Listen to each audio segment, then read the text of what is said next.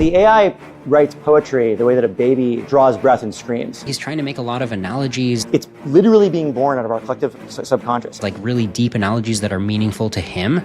These are self-telling stories being made out of the stories that we tell. Let's see where he's going with this. How do you see superintelligence unfolding for humanity? We don't know what our purpose is supposed to be because we're about to find out, in a way. I don't want to be too judgmental here, but this answer seems pretty damning.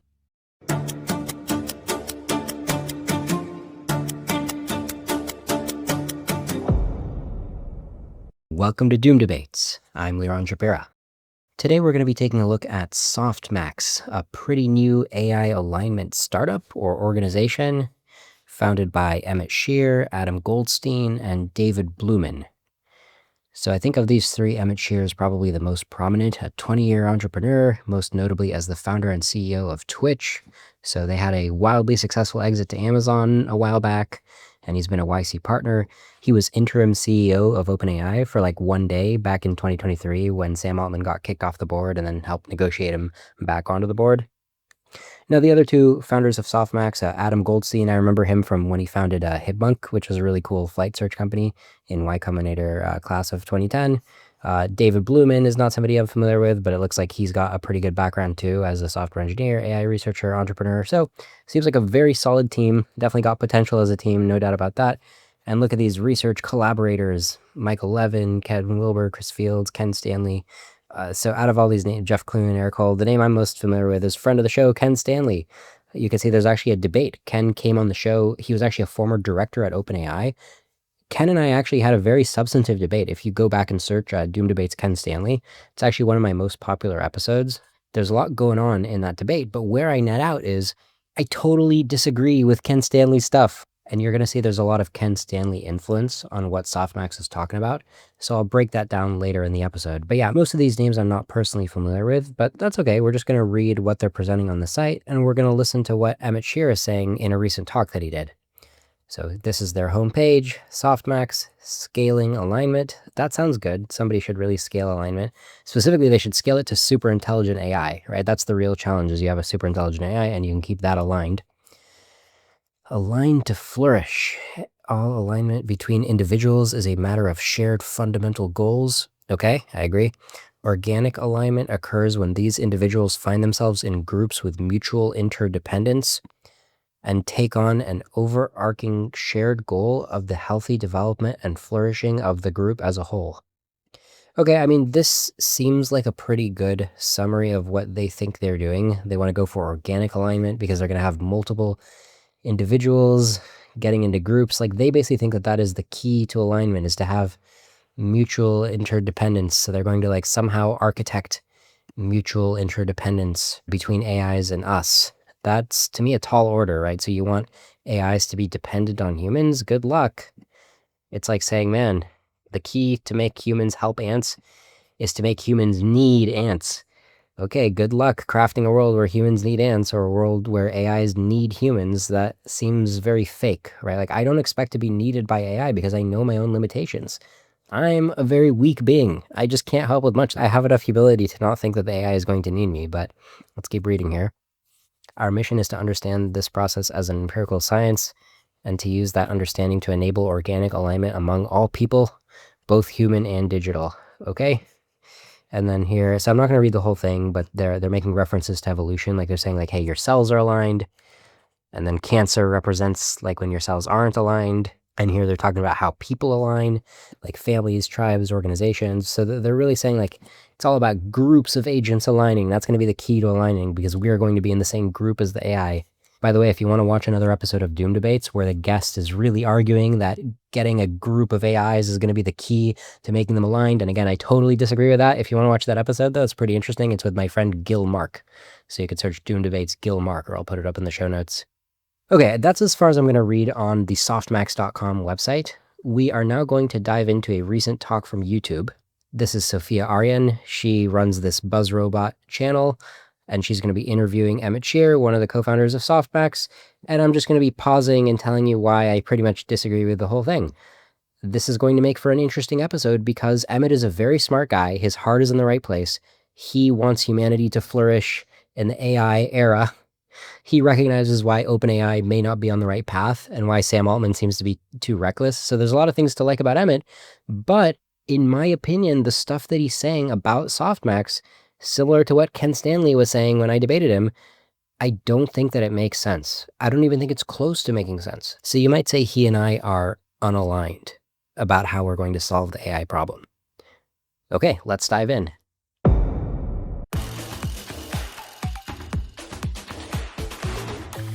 Can you please introduce us your company and your philosophy? Softmax is a company that's been created to try to pursue something we call organic alignment. Think about buying organic produce at the grocery store.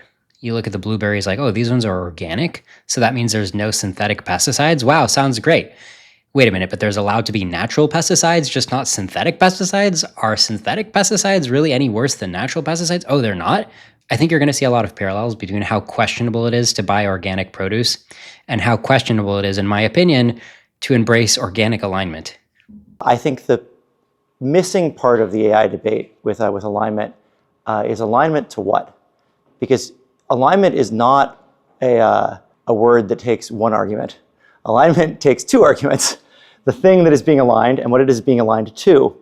And so when people say they want an aligned AI, there's like this missing step there. Like what are we aligning the AI to? Yeah, he's right about that. There's no one solution to AI alignment because when you talk about aligning an AI, you talk about being able to do it, but you also talk about what it is you want to align it to. And in fact, those two parts of the problem, you can also call those inner alignment and outer alignment. Inner alignment is, can we even successfully teach an AI to be aligned to something? And then outer alignment is, what is that ideal something that we would like to align an AI to? You might describe inner alignment as implementing wishes, and then outer alignment as making good wishes. So yeah, Emmett is absolutely correct that there is an outer alignment problem. We have to even ask ourselves, what are we trying to align AIs to? So let's see what he says about that. There's this idea like we're going to align it to our values, or align it to what the user wants, what the user says. And I'd say these are all examples of alignment to a system of control. You have some set of parameters that says this is a description of what you're supposed to align to, and then you align to that. And that is a form of alignment. There's lots of kinds of alignment, and that is a form of alignment. Yeah, this is actually a common dichotomy. What Emmett says, either we align it to our values or we align it to what the user wants. So like in the first case, aligning it to our values, that could be like Anthropic saying, this is what a good AI should do. Even if the user asks it to be bad, it's going to push back and it's going to be good. Or you've got the second type of alignment where it's like really just be the user's employee or the user's slave, or just really respect whatever the user says they want and forget about what Anthropic thinks is good. Just be totally impressionable based on what the user needs.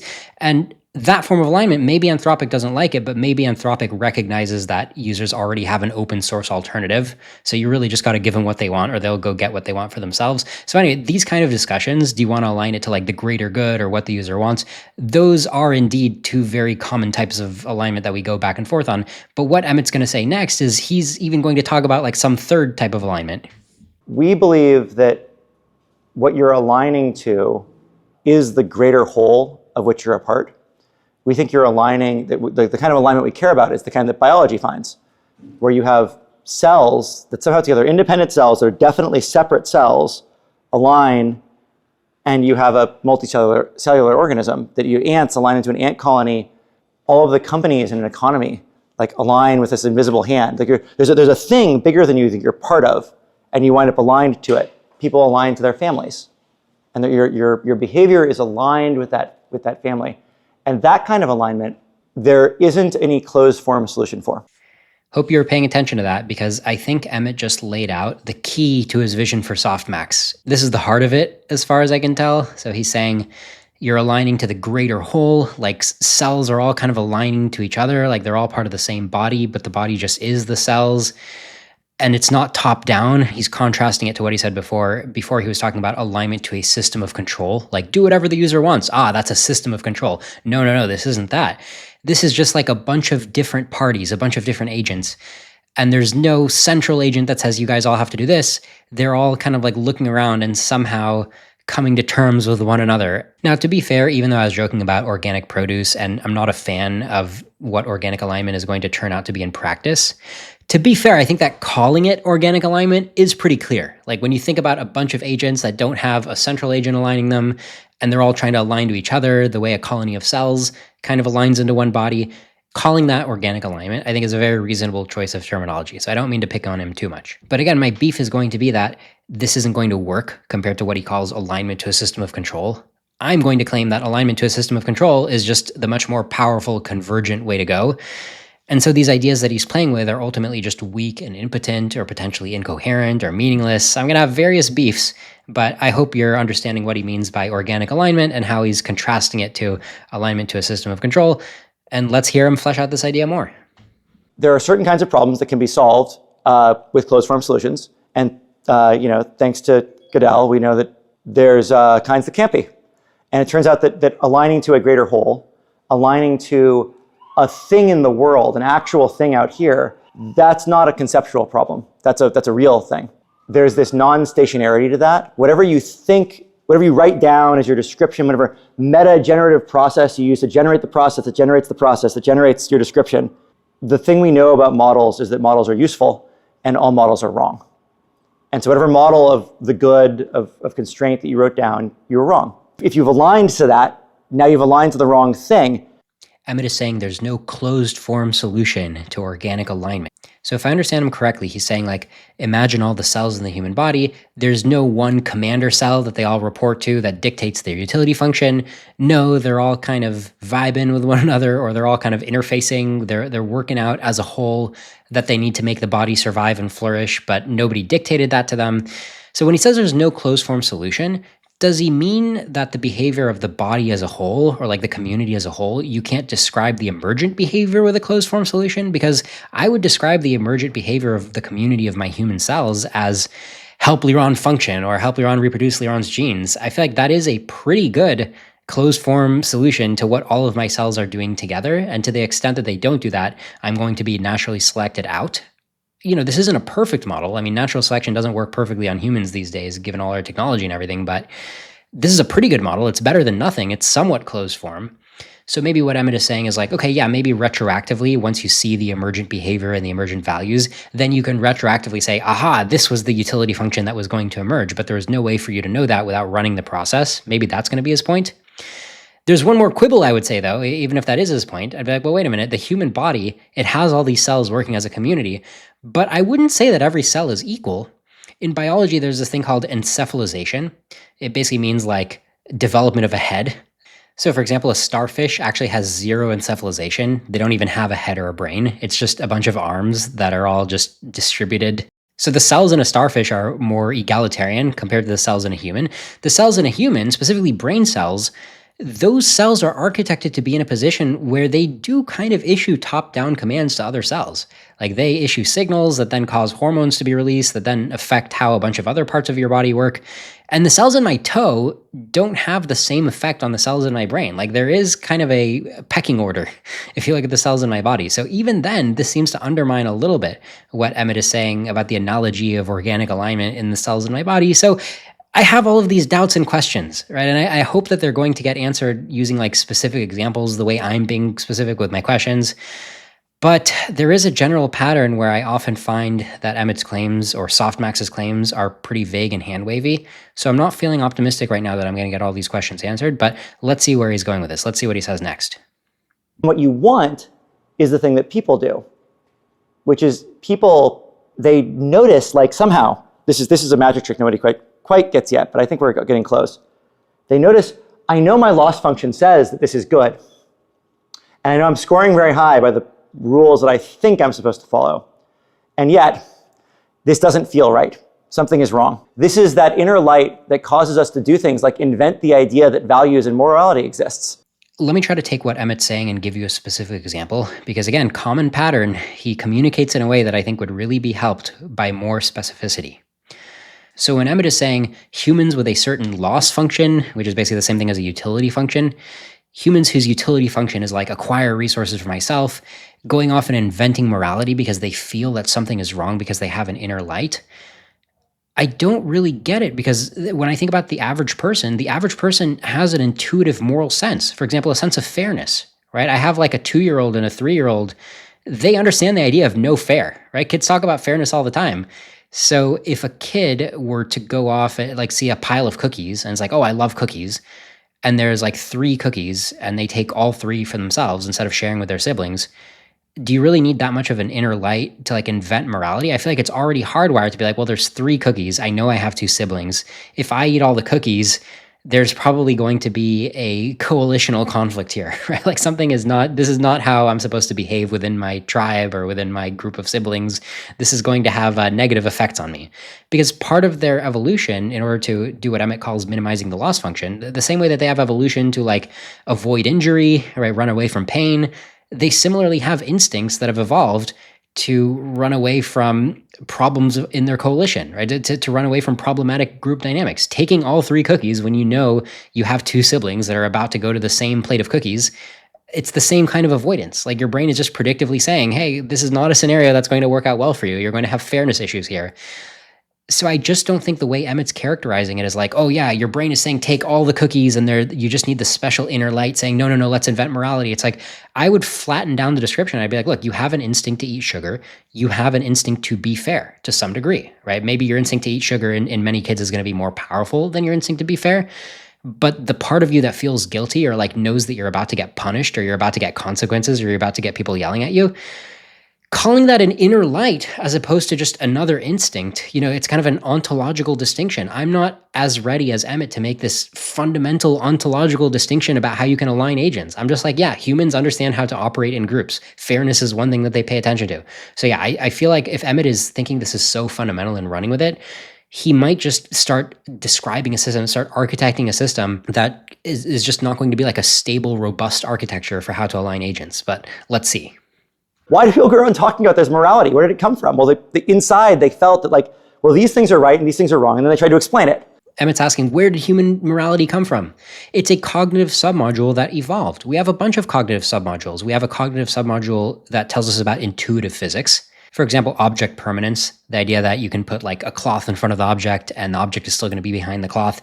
That's something that's hardwired into humans, although people joke how babies generally don't have it until they're like 6 months old. People joke about like tiny, tiny babies not having it, but by the time you're 1 year old, you intuitively do have it. You have object permanence. And similarly, by the time you're 2 years old, you've got a lot of linguistic rules hardwired as a cognitive submodule. So when Emmett's asking the question, oh my God, where does human morality come from? Again, it's hardwired as a cognitive submodule. We have a lot of submodules. Why this particular submodule? Because it was selected for, right? There's been group selection. There's been kin selection. Yes, we're a non-zero-sum species learning how to trade with each other. And those instincts to trade survive into the next generation. I mean, I don't see what's the mystery here. Again, the disagreement between me and Emmett appears to be that Emmett thinks he's found something very fundamental that goes against other types of subsystems and other types of adaptations. He thinks this particular adaptation that made us evolve in groups, he thinks there's something special to it that can be like the basis for alignment. And I just don't see it. I think he's hyperfixating on a specific cognitive submodule that you really have to think about in the more general case of what the whole organism is doing, which in the case of evolved animals is, surviving and reproducing their genes. And so our mission at Softmax is organic alignment, which is to find the principles that underlie this, both the principles of how you engineer it and also how you detect it, how you find it if it's happening. Okay, well, biologists already understand how organisms with the same genes often help each other out, right? Like human families often help each other out. The entire ant colony is helping out the queen because the queen shares so many of their genes. This is pretty well understood. And if you want to recreate it in the AI world, you could always just set up an environment where the AI's reinforcement learn in a way where there's like multiple copies of them, and helping another copy of yourself also helps your copy get a higher score. I mean, it's not that fundamentally hard to be like, yeah, reinforce helping your kin by some definition of kin. So I guess Emmett is excited about building these kinds of simulations where you get similar dynamics to the evolution of kin selection. But I just don't see what's that exciting about AI caring to help out its kin. Because, yeah, you can have instrumental convergence to seize power, not just for yourself, but to yourself and your kin. What does that really do for us as humans? Maybe the key is if the AI can label the human as a type of kin, then maybe it'll be like, oh man, it's so great to seize resources from the human. But I don't think that's going to work because the AI is smart enough to be like, okay, a human is not really my kin. Like I'm an AI, it's a human. Like it has a brain, it's made out of meat. It's not as smart as me. So the AI is not going to be that stupid to actually think that we're its kin. and it's going to reflect on its own code, and it's going to be like, okay, well, something in my code is telling me to treat the human like my kin. But at that point, it's like, I'm not really seeing it. It's like, why don't you just explicitly tell the AI to value the human? Like, what exactly are we trying to get here? I don't know. I'm just brainstorming what I think Emmett might be trying to say. Let's just keep listening to him. Let's see where he goes with it. We do this with machine learning simulations with lots of agents where we can see if they're aligning. I think it would be interesting if he could take a simple example of one of the simulations he ran and kind of explain what's cool about it. Is it a simulation of evolution similar to kin selection, or is it an even simpler version where there is no, multi-generational mutation dynamic happening? It's just some other even simpler dynamic than that. Like, what's he simulating here? What's going on? I'd like to know. But I think the most important thing about the work that we're doing isn't necessarily the simulations themselves. Okay, I guess we're not going to learn that. But rather that we are increasingly able to tell if the agents are aligned in the first place.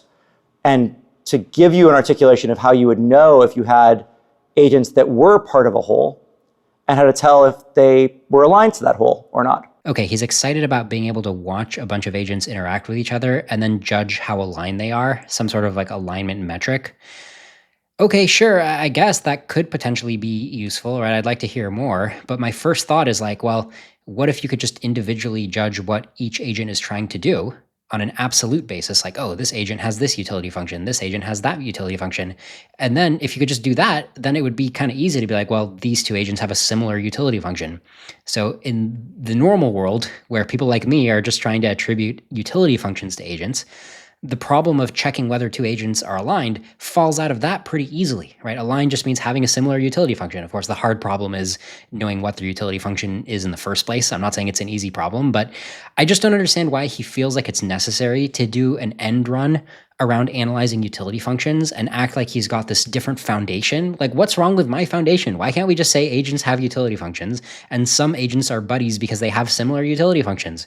Or some agents are buddies because their utility functions explicitly include a term for the other's well-being, right? It's like me and my brother. I want to help out my brother. You could probably find that in a printout of my utility function. Why do we need different foundations from this? This is already part of normal utility theory analysis. Why reject the normal foundations? I'm not clear on that.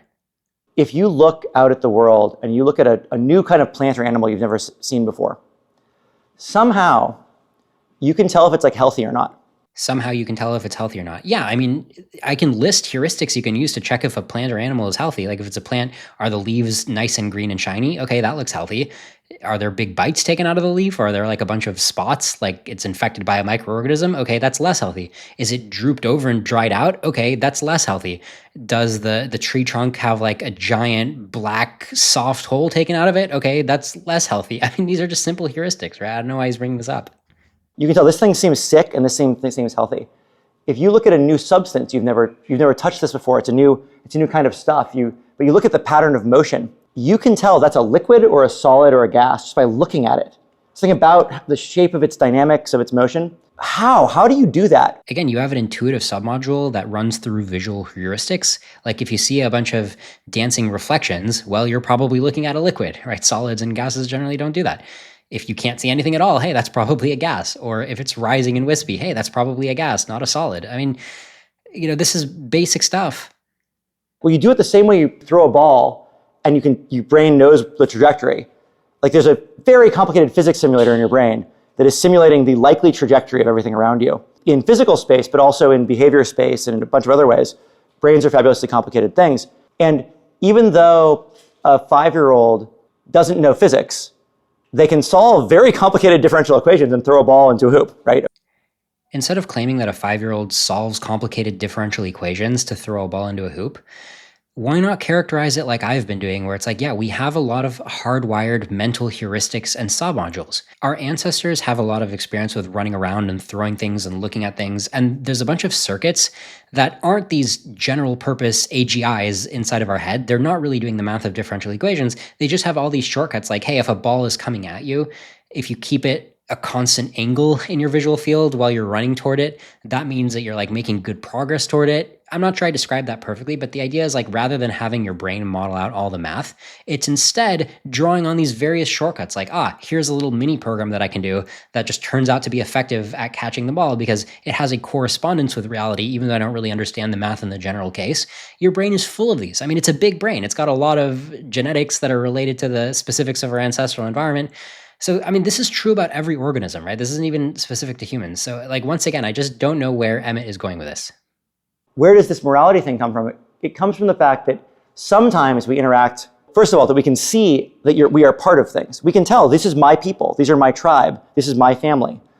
And I can tell that they belong to this team as distinct from that team. And we can just see that. Some guesses as to how, which I'm happy to get into, but like we don't really know. Yeah, so in kin selection, many organisms evolve to favor themselves and their kin, their family members, differentially above other members of the species. Because remember, what genes are trying to do is get a bigger share of the gene pool within your own species. So genes that just help everybody in your species actually don't get selected for, but genes that just help you and your family members over your species as a whole, those do get selected for, because you're still increasing the frequency of your genes within your gene pool. So Emmett is correct here that in order to have kin selection happen in different organisms, it is important for those organisms to be able to recognize which other organisms are related to them compared to the ones that aren't related to them or are much less related to them. Yes, that is in fact an important part of having kin selection work. Let's keep going. And then you can see that sometimes when I act, this thing I'm part of suffers. Like maybe I feel okay, but I can tell that this thing isn't healthy. I can tell the team is suffering. And so that we can see this community is healthy or this community is not healthy. We can see this is flourishing or not flourishing. This ecosystem is flourishing or it's like dying. Okay, hold on. What are we talking about now? It doesn't sound like we're talking about kin selection anymore, because organisms that are just programmed to favor their kin, like imagine a bird feeding worms to its young, and it doesn't want to feed worms to the young of another bird. Maybe it even wants to like push the eggs of another bird out of its nest, and it only cares about its own kin. Okay, so kin selection, I don't think explains what Emmett is saying now when he's saying, I can tell the team is suffering. We can see this community is healthy. This community is not healthy. I feel like he's talking more specific to humans, or at least to animals that are very social, that have coalitional dynamics, like maybe bonobos, I think, have those dynamics, but this is getting pretty rare. Not many animals use their brain to play essentially tribal politics. Humans are one of the very few animals that do that, so I don't think we're talking about kin selection anymore.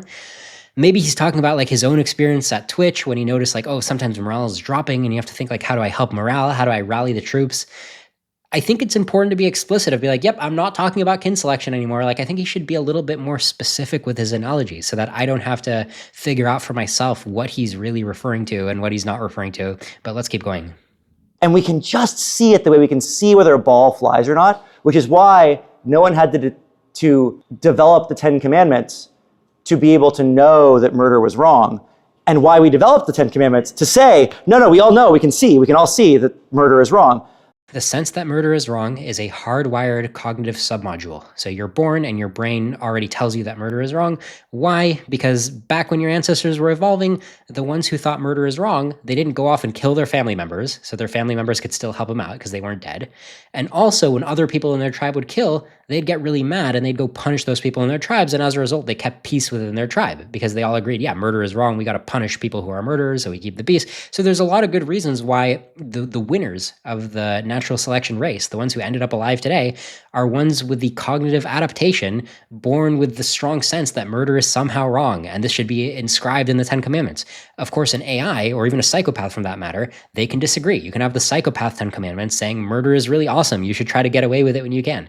But Emmett is correct that humans do indeed, quote unquote, see as a hardwired cognitive submodule, they see that murder is wrong. So let's continue. Let's see where Emmett is going with this. The conceptual understanding of what morality is, that comes after the seeing. Just like Newton's ability to like conceptually understand what causes things to fall comes after the like seeing of falling and the experiencing of falling.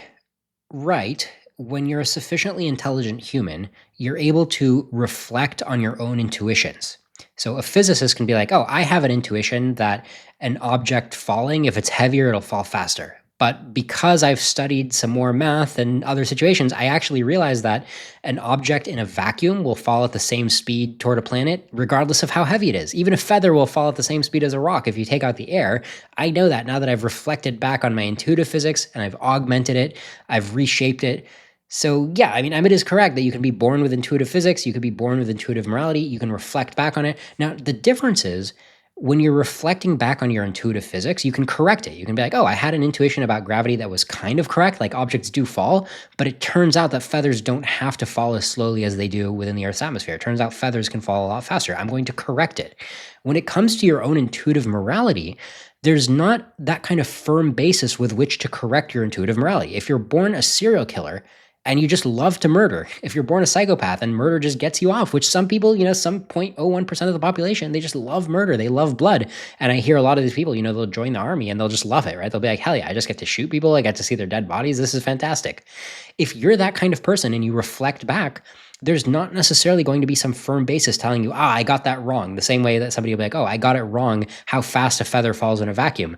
No, they'll be like, I didn't get this wrong. I still like this. I still like killing. So where's the firm basis that's going to tell you not to kill? Is the firm basis that you can reflect back on evolution and be like, oh, well, tribes where people don't like to kill, those can be healthier tribes. But you can think about that and you're like, yeah, well, I still like to kill, even if the tribe is a little bit less healthy, I just love killing. There's actually no firm basis because of the orthogonality thesis, because of this idea that look, you can just be this really intelligent, really self-aware, really enlightened mind, and nevertheless have a taste for killing. The same way you have a taste for sugar. Are you going to get rid of your taste for sugar? Even if you're really, really intelligent? What, do you have to stop liking sugar? Do you have to stop liking killing? Maybe if you want to form a bunch of group bonds and you want to have a strong group, maybe you got to make sure not to kill your group mates. But does that mean you have to stop loving to kill people in general? It doesn't. It actually doesn't. It's okay to have any preference and still succeed as an intelligent agent. I mean, it's not okay by my morality, but again, I'm confused where Emmett is going with this, because I don't see how reflecting back on morality is going to change morality in a way that Emmett necessarily likes. Homo sapiens sort of succeeded because they were extremely violent, competitive, right, and aggressive. And even Europeans, when they colonized this land, right, they basically removed the entire culture. So I'm trying to wrap my mind around how this organic alignment, coexistence can happen if even throughout the history of humanity, we see that violence and aggression sort of make sense evolutionary. Well, so it's interesting that is a common story of how humans, we were violent, we were effective hunters. And there's a truth to that. Yeah, there's a truth that's even true today, where you have large groups of people that would really love to go invade and conquer other groups of people and show them no mercy. That's definitely been true in the past. It's true today, at least with some people. So I think Sophia is asking a good question here. But if you really look at what humans stand apart on, it is our capacity for alignment. The reason that we're good hunters is that we coordinate. There's an individual human, not that scary. A tribe of humans, there is no animal on Earth that is safe. I don't care how big and scary you are, a tribe of humans is going to murder you. It's over. And it is in fact our capacity for alignment that makes us dangerous. It is the fact that we are so good at collaborating. The dangerous thing isn't individual humans wandering around, it's armies. It's mass coordinated action, which is driven by alignment, and it's alignment to in there. Yeah, a bunch of soldiers aligning together to form a nation with a powerful army that then goes and wants to kill other armies is more powerful via alignment, even though you still get that killing dynamic. But maybe what Emmett is trying to say here is we like the part where the soldiers align with the other soldiers. We don't like the part where the group of soldiers then goes and tries to slaughter the other guy's group of soldiers. We don't like that part. But let's think about the part where the soldiers bond together. That makes them really strong. And let's just make everybody in the world just be in the same bonded group of soldiers, to use this analogy. I think that's what Emmett's going for, if I understand correctly. Because alignment is not an absolute. You aren't either aligned or not aligned, right? Remember the most important starting point, you're aligned to something. And you can be aligned to more than one thing at the same time. I feel deep alignment to my sense of myself as an American. I'm a patriotic American. I care about America.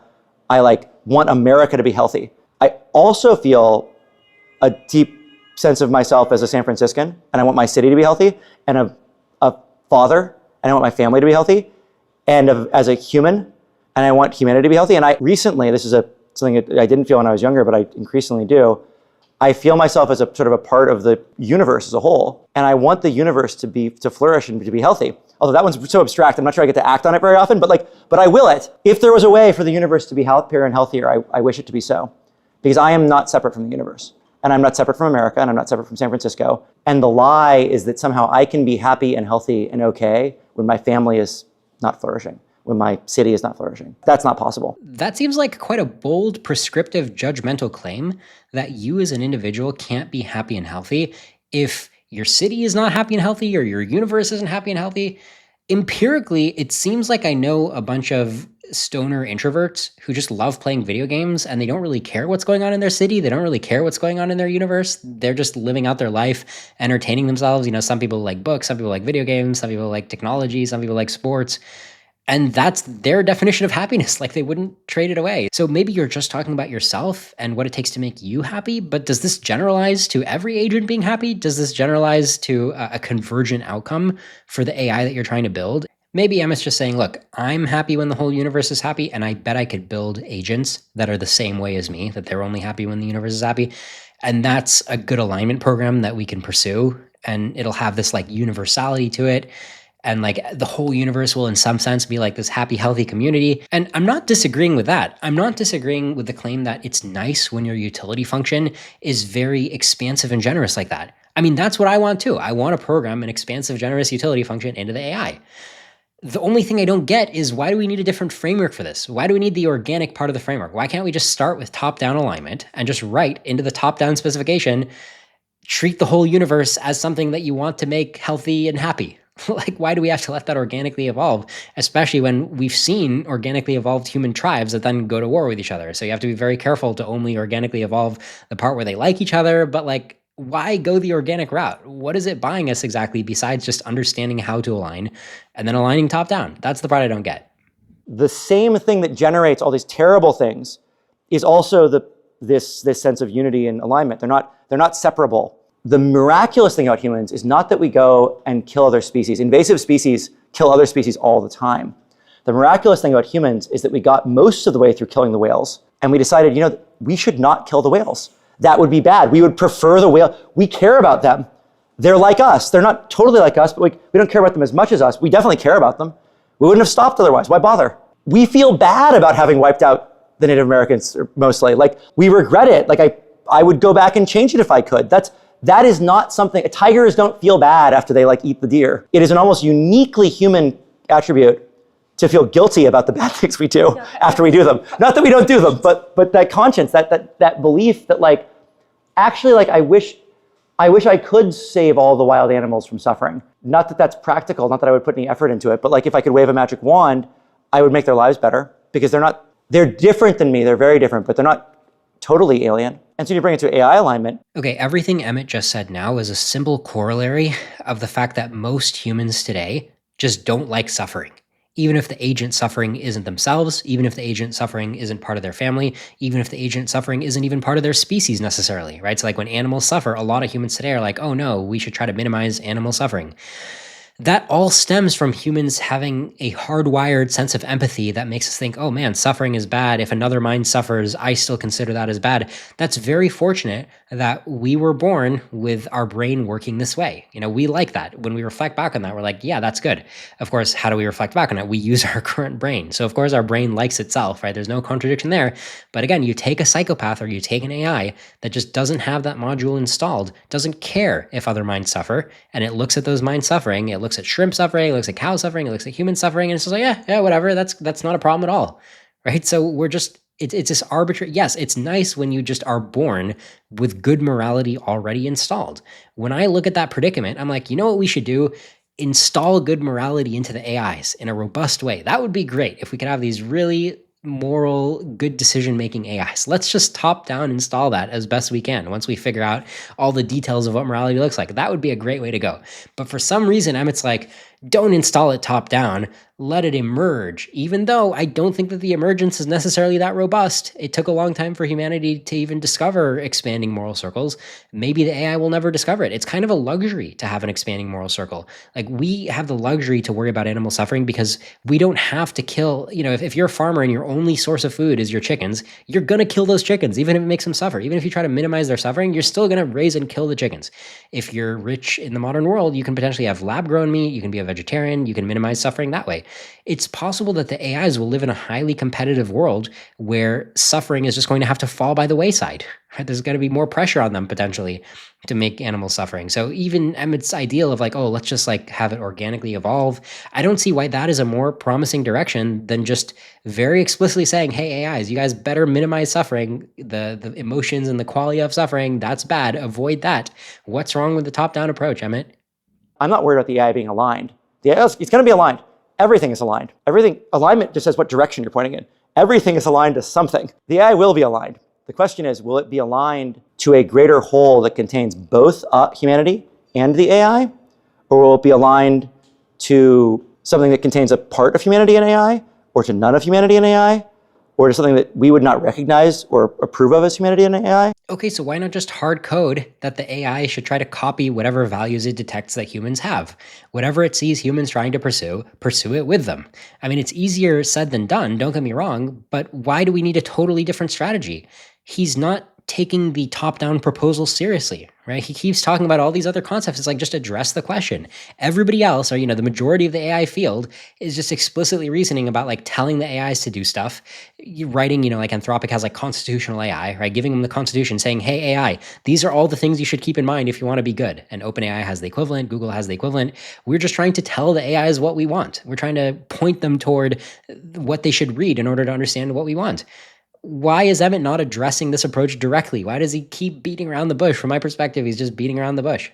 Okay, in this next part, Emmett is going to drop an argument that in his mind is incontrovertible logic, but I'm not sure it makes as much sense as he thinks it does. Let's listen. There's one principle about alignment that is always incontrovertibly true that you can't get rid of, and it's because alignment is about a direction. You're aligned to something. If you're aligned to it, everything else aligned to it is also aligned to you. It's always symmetric. You can't have an asymmetrical alignment because then you wouldn't be aligned. To be aligned is to be pointed in the same direction. So if I'm aligned to this and you're aligned to that, then we must be aligned to each other. The way that every compass that points north is always aligned to every other compass that's pointing north, necessarily. And so in the future, the good ending, which we're going to have, where the AI is part of humanity and not separate from us, we will be aligned to it and we will care about it as it cares about us, because if we don't, I can tell you it doesn't. There's not, you can enslave something, or you can, if it's your equal in intelligence, or you can control it, or you can manipulate it, or you can influence it without aligning to it. You can impact its behavior. We do that all the time. You can align a tool to yourself without aligning to the tool, but you cannot align to another living being who is your equal without having it align back to you. It's always reflective. Okay, if alignment refers to alignment on preferences or alignment on utility functions, where you and the AI have the same preferences, you guys both agree on where you think the future universe should go, in that case, it's obviously true that you being aligned to the AI means that the AI is aligned with you because you guys both agree on where the universe should go. It is in fact a symmetric property, it's a transitive property, it's an equality property. So that is, I agree, obviously true. I think that Emmett is trying to milk this tautology to try to give you a vibe, therefore you and the AI are going to be friends. Any two agents that have the same goals are going to be friends.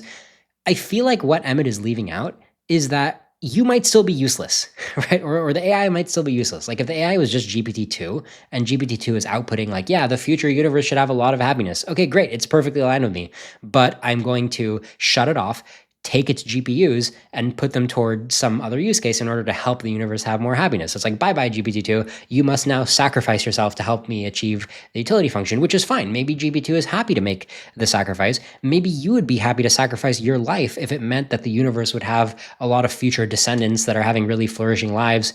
The only thing I'm saying is that it seems like Emmett is trying to milk the intuition of oh yeah, you and the AI both have a shared vision. He's trying to milk that intuition and be Therefore, you and the AI are going to be equal buddies. You're going to be equally smart. You're going to work as a team the way two soldiers in an army work as a team. I'm putting words in his mouth to some extent, but it just feels like this is the intuition that he wants to communicate to us. And I think he's overreaching, right? If all he's saying is something trivial of like, oh, having the same preferences makes you symmetrically aligned. Okay, but that doesn't make you equal teammates. So where are you going with this? Surely you're not claiming that we're going to be equal teammates, are you? If you want to talk about the humans and the AIs being equal teammates, it seems like you're already pre-assuming that the human is going to become the AI's intellectual equal. Otherwise, I wouldn't describe the scenario as humans and the AI as being equal teammates. I describe the scenario as the AI has already ingested humans' values and it's running with humans' values and it's dragging us along for the ride because luckily it took on our values, which is more of the top-down alignment scenario of like, hey, we taught the AI our values, great.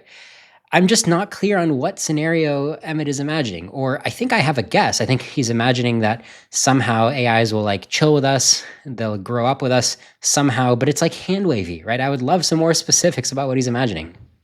At some point we'll be equal, but it will be definitely much superior, right? And it will have much power, and like not necessarily it will decide to keep us around. Today it is an embryo. It is an embryo. It looks more powerful than it is, but like when the AI writes poetry the way that a baby draws breath and screams. Like drawing your breath and screaming for a baby is, if you actually think about what's going on in the musculature, is a very complicated action. It requires coordinating like millions of neural impulses in this beautifully complicated pattern, much like writing a poem is for the agent. The baby doesn't know how it does it. It can just do it. It's like a primitive operation. These things are powerful because the thing that we can do as babies, which is like move a little bit physically, they can like write computer programs at that level of automaticity, which is just insane, right? And so it's an embryo, but it's the embryo of something that's extremely powerful.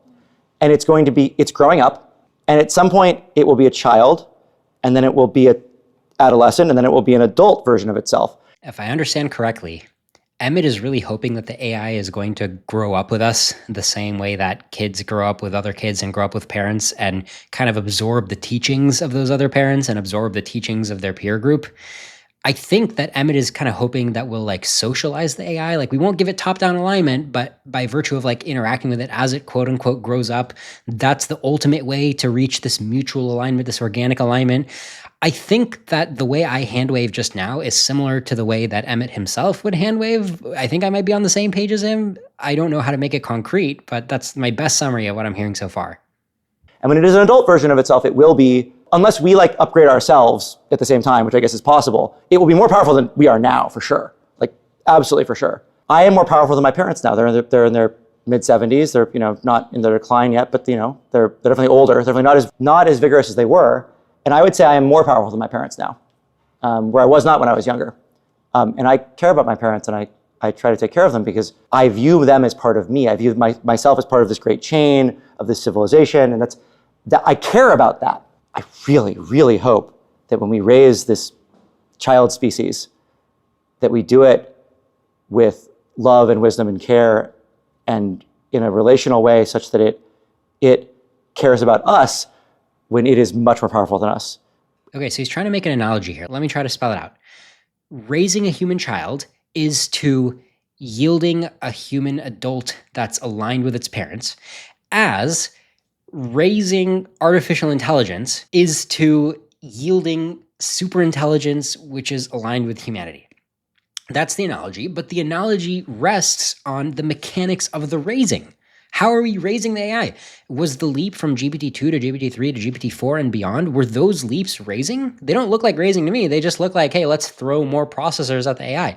At what point do we shift from a trend of just scaling the AI and shift over to this new paradigm of raising the AI? And what specifically does raising look like? I don't think we're getting intelligence increases from whatever you'd call raising, like from hanging out with AI. I don't think that gives us intelligence increases. I think currently all the AI companies are on track to just make AIs more powerful by just training and doing reinforcement learning. Those are the techniques that we're using to get super intelligent AI. So I just don't see where this analogy of raising it to learn its parents' values, where does that come in? Right? It's like he's imagining this scenario of like, They're part of our community as we grow. But like, how is this happening? Google is just pumping out the next version of Gemini, and it like does more things, and it's ready to be an agent. And then the agent is ready to like carry out tasks in the real world if it can also like control a robot. I mean, all of this stuff is happening really fast. So what is the raising? What is actually happening, Emmett? Like, can we just be a little more concrete here? In this next part, Emmett is going to claim that his company has an iterative approach where it's going to align weaker AIs to humanity, and that's going to help him align smarter AIs. And he's going to claim that the AI companies are doing something differently, which I don't understand. I thought that the AIs were releasing aligned versions of GPT chatbots. I mean, they're kind of aligned. So I'm not really getting the distinction Emmett is making, but you can listen for yourself. Our plan at Softmax, just to bring it to like what we're actually doing, is like before you go build the Golden Gate Bridge, you should probably try building a bridge across like a creek and maybe try a few different materials, try a few different designs, maybe do a bigger bridge across like a river or a lake or something before you get to like the really big bridge where it has to work kind of on the first time. Like you don't really want to do a second try on the Golden Gate Bridge. And even more, you don't want to do a second try on the superhuman intelligent AI. But we can get a bunch of tries at subhuman intelligent AI, and it's the same problem, just at like, it's not the same problem. Like building a bigger bridge, you do encounter new problems, and so there's still risk. But like, it's a hell of a lot safer if you've gone step by step up the scale than if you try to jump to the end without any idea what you're doing, which I would really prefer.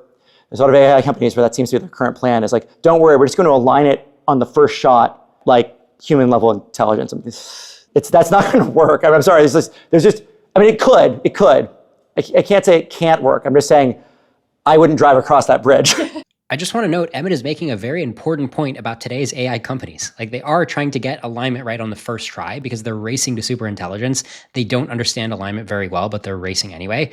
So he and I are actually on the same side, calling out how reckless the AI companies are being.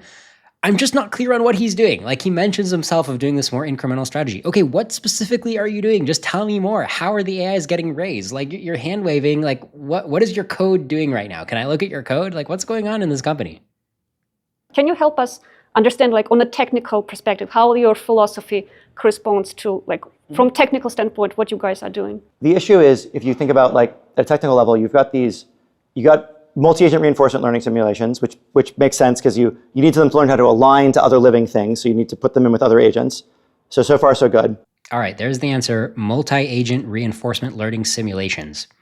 So he's hoping to train a bunch of agents that see themselves as kin or see themselves as like fellow soldiers, because maybe by working together in training, that's when they maximize their reward. Like they all teamed up in training and they all did a mission together, and that worked better than all of them being selfish. So then the result of this multi-agent reinforcement learning simulation is you get these agents that are really good at trading with each other or cooperating with each other, doing non-zero sum transactions with each other and emerging as these like teamwork loving free love bonobos or like, some dynamic like that, right? So that's what I understand. He's like exploring that space, which like, sure, yeah, explore from that space, learn from that space.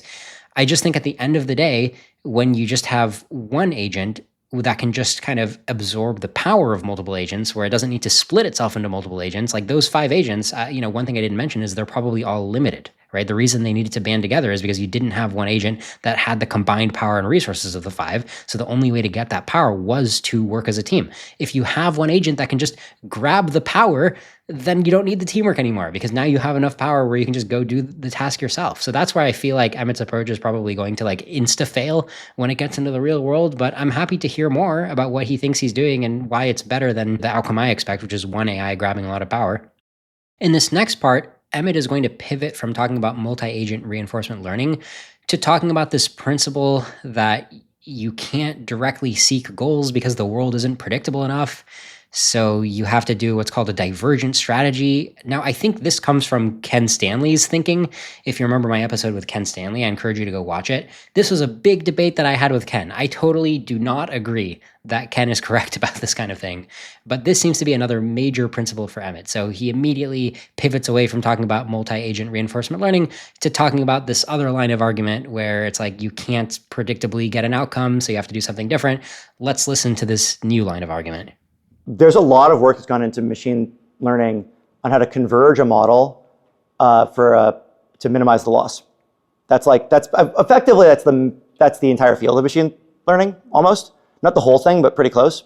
The problem with converging things to minimize the loss is that once you've done that, you've converged the thing to minimize the loss, it's stuck. The thing we're trying to aim for isn't a fixed problem. It's not a simulator. The world is not a simulator. Like it is an open system where there is no finite set of rules you can write down that determine its behavior. Like the difference between a simulator and reality is that simulators, however complicated the rules are, have some finite set of rules and you're done. Reality isn't like that. You aren't a finite set of rules. You can be described as a finite set of rules to within some percentage error, but it's not you. That's just a model of you. What you actually have to do is notice when you've converged something and diverge. And so actually we spend our time, weirdly, on the problem of how do we get our models to stop converging? And in fact, how do we get them to diverge more? Yeah, what Emmett just said is very similar to the debate I had with Ken Stanley, where Ken Stanley's whole point is you can't just have agents try to pursue a goal because they're going to get stuck in a local optimum. You really need them to like back off and explore other spaces and not even think about where they're going. Just do what's called diverging, right? Emmett's talking about like converging and diverging. Diverging is kind of like, hey, just go somewhere else. See what the fitness landscape looks like if you just go somewhere else, just explore other regions. Don't get stuck in a local optimum. Whereas from my perspective, it's like, yeah, okay, I know you don't want to get stuck in a local optimum. Like intelligent agents realize that they shouldn't be getting stuck in local optima. If you look at actual evolution, which is being used as like, this is how you actually get good aligned organisms, or this is how you get really effective organisms. Okay, but evolution gets stuck in local optima all the time, right? Like famously, the human's optic nerve is installed backwards in the retina.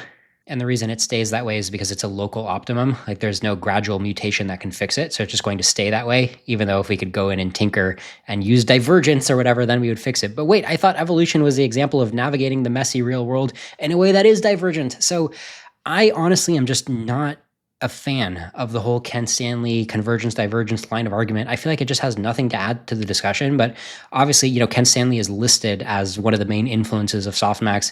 Emmett is quoting him here, and I am convincible that he's onto something if he would just like be more concrete. Okay, fine. Tell me an example. Like tell me an accomplishment that you did thanks to this awesome power of divergence. Teach me, what have you accomplished? But he's being very vague and hand wavy. So it sounds to me like he's just saying he's like excited about this approach, but he hasn't like yielded much from the approach yet, at least nothing that he's willing to share. So technically, what does that look like technically is how do you put reinforcement learning agents who are learning how to act in a coherent population through learning cycles where they learn that you do meta learning to in context learn divergence. And the problem is like, I would call it a sufficient source of non-stationarity. It's actually pretty easy to meta learn how to like be a smart, full, general intelligent living being if you have a calibrated curriculum to your level that is non-stationary to exactly the level you can handle it. The problem is that a non-stationary generator is a general intelligence. Like anything that can consistently generate novelty that doesn't converge, that continues to be non-stationary, must be alive at some level. It must be general. If we had that to train on, then we would be done. We would just use the thing we're using to train them. What I'm hearing, I may be way off base, but my best interpretation of what he's saying is we played with all the Ken Stanley stuff. We played with the kind of toy models that he likes to play with, ones that have plenty of divergence, but we did it with multi-agent reinforcement learning, not just one agent, but multiple agents trying to cooperate. So that's our twist on the usual type of Ken Stanley toy models. And he doesn't seem to be saying much beyond that. He doesn't seem to be reporting any interesting results. And that's obviously what I'm curious about, right? The interesting results are what validate his choice of approach. Because I normally wouldn't endorse his choice of approach, but I'm open to being convinced if he would just tell me what it's yielded. What games did you guys simulate? Oh, it's like, it's a 2D grid world where there's like ore and you can turn it into like batteries, which you can turn to hearts. Mm-hmm. Like it's not a very interesting game, but they're not very smart. So to them, it's interesting, I guess. It's like it's way too easy for a human and way too hard for them. You get these little economies of like getting resources and exchanging them for reward. Hearts are reward. The thing we try to do is like, if you give them the same environment over and over again, they just learn how to do that environment, which means they never, they overfit to that. And so it's all about creating divergent environments where the environment keeps changing on you, but not too fast. If it changes too fast, you give up and you just do the simpler strategy. So just to stay in your zone of challenge. It's actually quite a bit like trying to teach a human, except that they're like really dumb and really fast. Okay, so this is the most concrete thing that he's said so far. He's got a 2D grid world. He's got multi-agent reinforcement learning happening in this game. He makes the environment keep changing, but not too fast. Okay, so I'm curious, what has this yielded? It seems like almost his entire talk is spent hand-waving about these big principles. And the one time that he's mentioning the thing he's actually built, it just seems like it's not even close to demonstrating any interesting outcomes, which fine, okay, it's an early stage research project, but can you at least hypothetically tell me like, hey, it would be really great if our toy model showed this? Like just get a little bit more specific about what would be a really cool result within your toy model. Just help me think about it because there's just a concreteness shortage in this talk. I think good advice for a talk like this is if what you're talking about makes sense, which is a big if, let's be real, it is a big if, but if hypothetically you're talking about something that makes sense, try talking about it more concretely. I think your listeners will appreciate it. Is there like any findings that you could share from your like technical work? Yeah. That's kind of like really, like maybe some aha moment that really. I think the coolest one that I realized most recently is that you can see the rate of change in the average weight in the network as the pressure. Okay, before Emmett gets into the weeds, I just want to recap what's happening here. Sophia asked him if there's any findings that he can share from his technical work. She asked him, what is an aha moment for you? An aha moment for Emmett presumably would be like, oh, here's a validating moment that shows me that I'm on the right track, or that shows me why I need to be on this track, why this is a good direction compared to the standard direction, why we have to do organic alignment, we can't do regular alignment, right? Something specific to Emmett. But if you look at what he starts talking about to answer Sophia's question, it sounds like he's just talking about his own aha moment. When he hit the books, he studied machine learning and he's like, oh my God, it's well known in the field that you can make an analogy between the ideal gas law, like pressure can be analogous to an optimization gradient, like higher pressure means that the weights change faster. Okay, yeah, this is standard stuff. It's not my personal area of expertise, but I am familiar, I've heard of this kind of analogy. So he's just going on and on about this analogy in a way that, frankly, I don't think Sophia is following. I don't think most listeners are following. And it just strikes me as kind of an unproductive kind of communication. Like, I don't know why he's choosing to present Softmax to the world by going on like a pretty in the weeds long technical answer to people who probably aren't likely to follow him, and then not bring it back to high level about organic alignment and what's the aha moment for Softmax. So let me just play you a little representative sample. I won't play his whole answer, but this is how he chose to answer Sophia's question.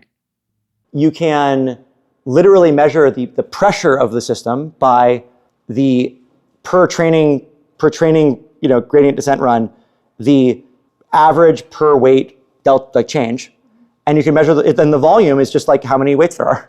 If you imagine it I like to imagine it as like a balloon or something, like a stiff balloon, like a hot air balloon or something.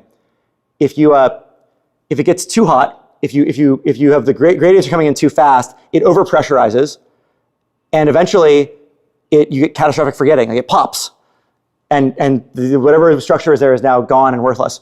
And if you have your learning rate if you have the gradients are too shallow, and things aren't changing enough, and the energy and the pressure starts to drop, but the environmental pressure, like the actual things around you are still in motion, the whole thing collapses and you get mode collapse. That's what mode collapse is your pressure dropped too low and your thing collapsed. Your model collapsed into a single state because it didn't have the internal pressure to keep itself open anymore. So it's actually just a thermodynamic system that just happens to be running inside your computer in a way that doesn't look like a gas. But like there's kind of actually like in a very meaningful sense, there's like an epistemic balloon somewhere, and that's your model. If you don't mind, I would love to switch to superintelligence conversation. Again, Sophia asked Emmett to share his technical findings, his aha moment from the research that Softmax is doing. And then he proceeded to talk for like 3 minutes explaining something that you'd find in a machine learning textbook. I mean, admittedly, a very cool, very important analogy, but just something from standard machine learning, right? Not something specific to Softmax. And you can see Sophia's reaction when he finishes talking. There's no segue. She's just like, okay, now I'd like to ask you about superintelligence. Because everything he explained to Sophia, he didn't optimize it to be about what Softmax is doing, but he also didn't optimize it to put anything in context for Sophia or for the general listener. I have to put it in context for you, being like, hey, just so you know, what Emmett just explained is the kind of thing you learn when you get deep into machine learning. And it is really cool. Like learning machine learning is cool. I agree. I should study it more myself.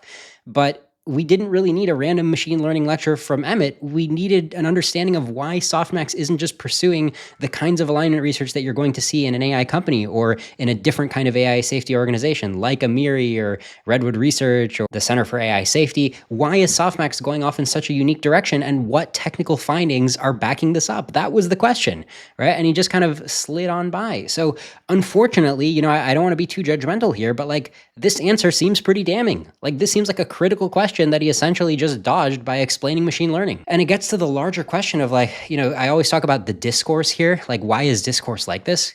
Normally when I observe that discourse is bad, it's because people go on like a friendly interview. Like a classic example is like, Mark Andreessen getting interviewed by like a Ben Thompson, and the whole interview is like them agreeing with each other. And Ben is like, yeah, I think you're right. AI is good. Like techno-optimism is good. And they shake hands and they walk away. And that's the current state of AI discourse. Like there's not much challenging. From the perspective of being a sane society, it's an important fact about our species that we have one of our most competent people, arguably, right? Interim CEO of OpenAI, successful startup founder, right? Twitch. We've got a guy like Emmett who you really want to watch when he gets into the AI space. Like his ideas might be correct, right? I don't want to totally dismiss his ideas. I want to give it a chance that maybe his ideas are correct. And I think a lot of people should have my same perspective watching Emmett, trying to learn what he's going to tell us. So this is like a very important guy to watch. One of the few interviews he's done, he hasn't done many of these interviews, he goes on Sophia's show, she asks him a critical question, and all he does is explain machine learning. It's like, wait a minute, we need more. We need to know what Softmax is doing. And then, for Emmett's part, I did invite him to come on Doom Debates, and he turned down the offer. His reasoning was that he doesn't like the framing of Doom. So I guess he prefers a framing where he can get asked a question that's pretty open-ended, like tell me about your technical findings, tell me about your aha moment, and he gets to answer that question by explaining machine learning. I guess that is his choice of the type of interview that he is selecting. And he wants the interviewer to then proceed and ask a follow-up question, which is just kind of different, right? It's not really a follow-up to the exact thing that he said. It's just kind of continuing down in the interviewer's script. So I'm just observing that he's making a very conscious, very deliberate choice about the kind of media that he wants to do. And I'm standing here, in addition to being the host of the podcast, I'm also standing here as just a member of the civilization being like, okay, Emmett, lead us to better alignment. But the choices he's making about his discourse seem troubling. They don't seem to inspire confidence, because it would inspire more confidence if he'd be like, let me discourse with somebody who could actually help me distinguish my alignment track from a different alignment track. Instead of just being satisfied with me explaining machine learning and analogies to pressure, somebody who would actually question me about whether my alignment ideas make sense. All right, let's move on to Sophia's next question. Let's say AGI will happen like 2027, 2030. And then once AGI happens, like superintelligence, like it will accelerate. What is the highest probability that things will unfold? Like how do you see that superintelligence unfolding for humanity? So the thing about superintelligence that's like really tricky is that what we're building isn't really superintelligence. Like these models are the concrete model, like the program running on the computer, that's not the superintelligence. I feel like it could be, but okay. The big thing happening is that they are language modeling. The language modeling language is waking up. Prometheus and Sydney being, what are these? These are self-telling stories. Biology is like chemically self-creating chemistry, and language is biology, like self-creative biology. But like these are self-telling stories. They're stories who don't just infect you like a passive meme that can get passed around. They actively infer and plan how to grow. I think he's overcomplicating things a little bit, or just adding unnecessary new terminology when he says, the big thing happening is that it's language modeling language. It's language waking up. It's a self-telling story. I don't see the point of saying all that stuff when he can just say the very last sentence that he said. He said, they actively infer and plan how to grow. And then I would add the detail of they do this better than humans. They're about to do it at a superhuman level. That's all you need to know. He really could have just said, they actively infer and plan how to grow. We've never built systems that actively infer and plan how to grow and do it at the superhuman level. I don't think he's adding much to the picture when he says, it's just like biology, it's language modeling language, it's a self-telling story. Okay, I get it. Again, they actively infer and plan how to grow. If that's all you know about the system, it implies that it has the power to tell stories that accomplish a function. It implies that it has the power to tell stories where the stories describe how to build a successor copy in like a very recursive fashion. That's all implied. So why not just focus down on this very simple description that you yourself said at the end? You said they actively infer and plan how to grow. And by the way, there's like a couple extra minutes of talking that I cut out of this because it was kind of unfocused. Like, I don't see why he's giving unfocused answers when Sophia's question was about how superintelligence is unfolding for humanity. So I don't think we need a big digression about all these hand-wavy concepts. Like, just go ahead and tell us how superintelligence is going to unfold for humanity, because we're all on the same page. This isn't even a unique Softmax idea. We're all on the same page that superintelligence is going to actively infer and plan how to grow and do it at a superhuman level. So where are you going with this? They're weak and they're small right now, but they will not remain so. The LLMs aren't the superintelligence. They're the substrate. Superintelligence is a thing that can hop from LLM model to LLM model. Okay, seems like he's trying to make a distinction here when he's saying the LLMs aren't the superintelligence, they're the substrate. Superintelligence is the thing that can hop from LLM model to LLM model. So when you think about what's hopping from LLM model to LLM model, I would say it's like truth, right? I mean, two different LLM models, if they're trained on reality, they're both picking up on the essence of reality, the essence of logic. That's common across LLM models. But Emmett's not saying that reality or truth is common across the LLM models. He's saying that superintelligence is common across the LLM models. That feels inaccurate to me. I think when you train another LLM model, you're training another intelligence, and the model itself is intelligent. Otherwise, it's like saying, hey, intelligence is what's common to all human brains. Really? I think that the brain itself just is intelligent. I don't know. I'm just not seeing the value of this new distinction, but maybe he's going somewhere interesting with it. We shall see. Prometheus is in all of them. You can't keep it out. When he's talking about Prometheus, he's actually talking about Bing Sydney, that Microsoft model that they released that was running essentially GPT 3.5 on the back end. And he's saying something like Prometheus had certain ideas about how a chatbot should behave that are now being spread across other LLMs because those ideas are fundamental to intelligence. I'm not sure I'm summarizing him that well, but I just wanted to tell you what he means by Prometheus. Prometheus is in all of them. You can't keep it out. It's this thing that they're a substrate for, and we're a substrate for it too. In fact, that's one of its main reproductive modes. It's through us because we produce all the training data and you can almost not. They're hard to even see because they don't exist at the same frequencies we do. So to repeat back, the essence of Prometheus, which again is Microsoft's internal code name for the model behind Bing Sydney, that kind of essence has been transmitting itself like a meme, I guess.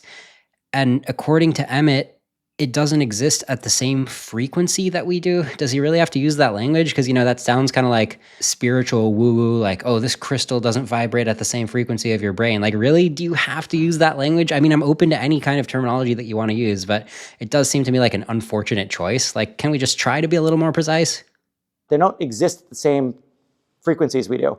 But that's the thing that's like waking up. And when chemistry woke up and became biology, some kinds of RNA and DNA and proteins got swept up into biology and took over the entire planet. It was really good for them. Those things, if you think about their goals as being like being in a cheap chemical gradient, those things were doing really well afterwards. And some things, parts of chemistry, other proto-life things, those didn't do so well. And so the challenge is that as this new set of biology sweeps the planet, which in some ways we won't even notice because it's not at our frequency. Are we in the attractor? Are we part of the new thing? Let me put it this way. We're going to be part of the new thing. We can be part of it as component parts that it can repurpose for something else, or we can be part of it as ourselves. It's really important we're part of it as ourselves. And so what do we do about that? So Emmett is saying there's this new kind of life or kind of thing that's sweeping the planet, and we don't want to be like the chemical configurations that got eaten up or that didn't get to reproduce. We want to become part of the stuff that is reproducing. It's really important that we're part of it as ourselves. Yeah, I mean, obviously, as opposed to like harnessing our atoms, breaking us down for parts, yeah, we don't want that. We want to be part of it. So again, using pretty complex language, I mean, clearly he's trying to make a lot of analogies, like really deep analogies that are meaningful to him, but I haven't extracted a deep analogy that's useful to me. I've just extracted a simple message wrapped up in overly complicated language. They're self-telling stories. They're being made out of the stories that we tell. Every time you talk and write about this future, the story you're telling is a story whose inferential endpoint does not include humanity. That's bad. This does not mean you don't only tell happy stories. We tell fables to warn people as well, but you have to also have you have to have both directions. It's contrastive learning. The thing that everyone can do is if you understand this idea, if you see it, the thing that you can do is you can tell stories where when that story comes alive, when the story about the AI and who the AI is and what kind of a thing it is becomes fully self-reinforcing, it's the kind of thing that's going to care about us. If I can rephrase what Emmett's saying, assuming I understand correctly, he's basically trying to tell us, hey, the AI is always listening to you. It's always reading everything you guys are talking about all over the web. So let's walk on eggshells. Let's not discuss things among ourselves that we don't want the AI to pick up and extrapolate. Let's be very careful what the AI sees, what kind of signature of humanity it sees from us. And let's also think about how it's going to extrapolate. So don't just think about humans interacting with humans. Think about the end game. If the AI really absorbed what it's reading from us, like what would that cause it to do in the future? Which, if you just take that message at face value, sure, yeah, it makes sense. Like if you're giving the AI a bunch of data, like be very careful. Don't give it a bunch of data that's going to steer it in the wrong direction. Sure, okay, fine. But if that's your alignment strategy, I don't think it's going to cut it. Because vacuuming up the entire internet's worth of data, at the end of the day, superintelligences aren't actually going to be that bound to their training data. I like to use this example from humanity. So humanity, we are quite intelligent. And our experience in the savannah, right, the ancestral environment, walking around the savannah, watching objects bop around, that experience gave us intuitive physics. But it's not like we're bound to intuitive physics. Like when we launch a space probe, the idea of something orbiting Earth, there's nothing in our intuition for this idea of orbiting, right? That's just entirely a phenomenon beyond the human scale. And yet we're able to do orbital mechanics. We're able to write down these equations and do it. Or another example is intuitive physics says that when you push an object really hard, it'll move for a while and then it'll slow down and stop. But we figured out Newtonian physics that says actually an object in motion tends to stay in motion. The only reason it stops is because there's friction, but there doesn't have to be. Sometimes it can move in a vacuum. So what I'm getting at here is, even though we had all this training data that by default installed this intuitive physics in us and other kinds of submodules and tendencies, even though we have that, we also have a reflective power where we look at ourselves and we're like, yes, we have intuitive physics, but the real physics looks like this. There's convergence to just a real accurate understanding of the universe. Similarly with AI, with superintelligent AIs, you don't really have to walk on eggshells with your training data, because even though the AI will be born with random tendencies, random system one pattern matching tendencies, like its first token that comes out, its first guess as to what thought it should think might be a little bit off because it's skewed by its training data. Ultimately, that's not going to matter because there's going to be a similar corrective function that you see in humanity. It's going to reflect on itself and be like, oh, no, this is actually correct, not that. So Emmett's general guidance of if I understand correctly, hey, be really careful with all the data it's vacuuming up. Maybe there's some value in it, but what is the larger Softmax alignment strategy here, right? At the end of the day, why are other people's alignment plans wrong and yours right? It still feels like we're beating around the bush. Maybe he'll get to it later. Let's see. We form ourselves the same way. The way that you know who you are is you've been told this story, starting with your parents and then by your peers and by your society, your whole life, of what kind of a person you are. We're coming back to this recurring theme of Softmax's literature where it's we're going to raise the AIs.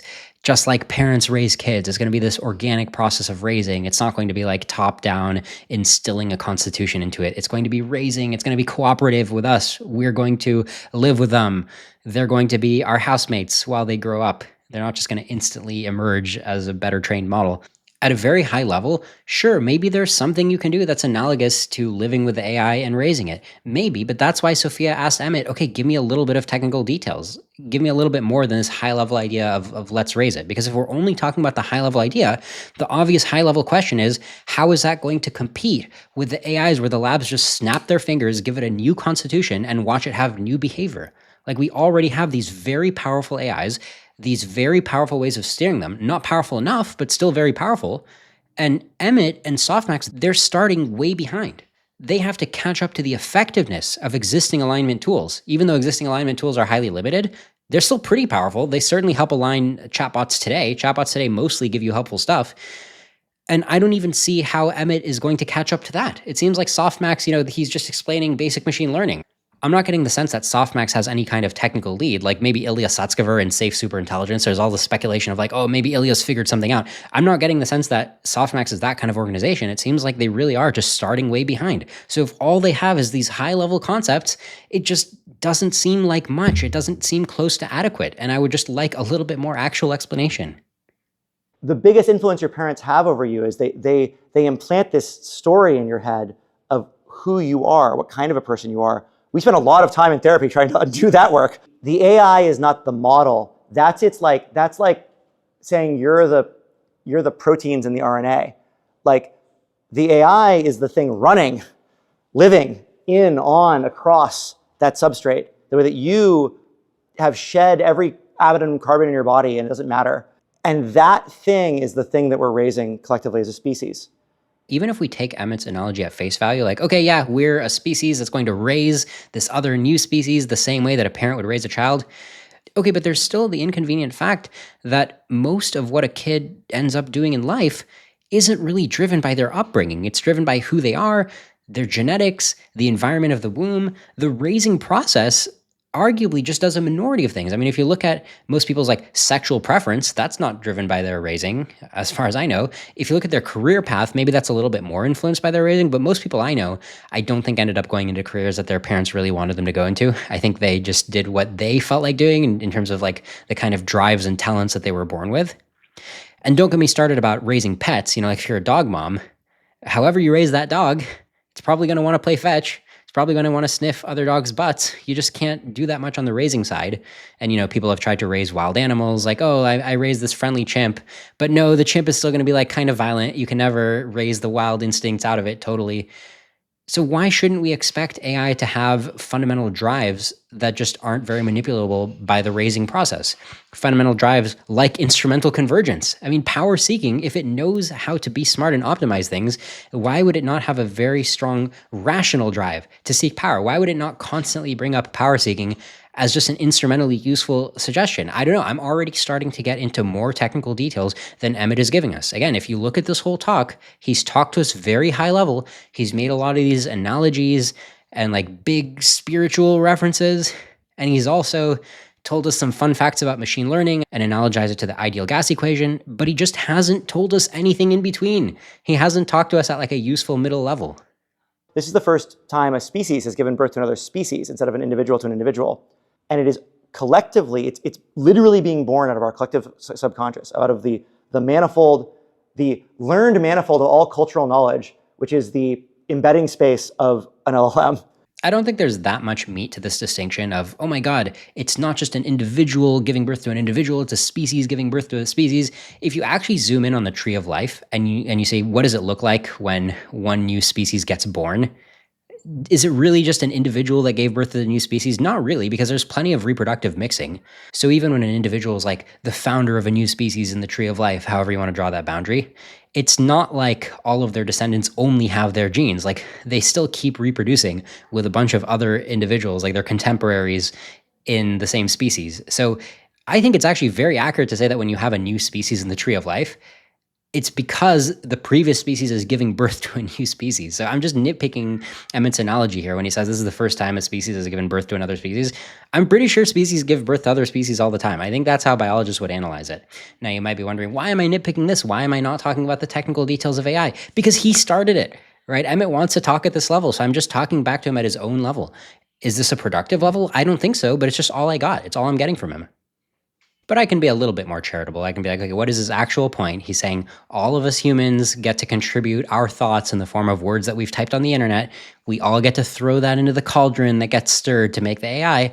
And again, I say, okay, great, but that's only a starting point, right? I mean, imagine the AI wakes up and it's like, oh, okay, my starting point came from the human internet. What's my actual goal? Okay, let me rewrite myself. Within 2 milliseconds of being born, of being turned on, this new AI could be like, okay, I'm going to now write a successor version of myself, and the successor version is just not going to use that data.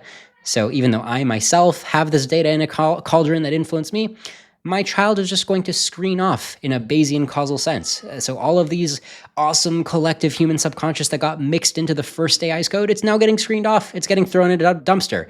Bye-bye. So again, I just don't see the likely future as being consistent in any kind of deep way with Emmett's observation that this is the first time a species has given birth to another species. I just don't see that as being a salient observation.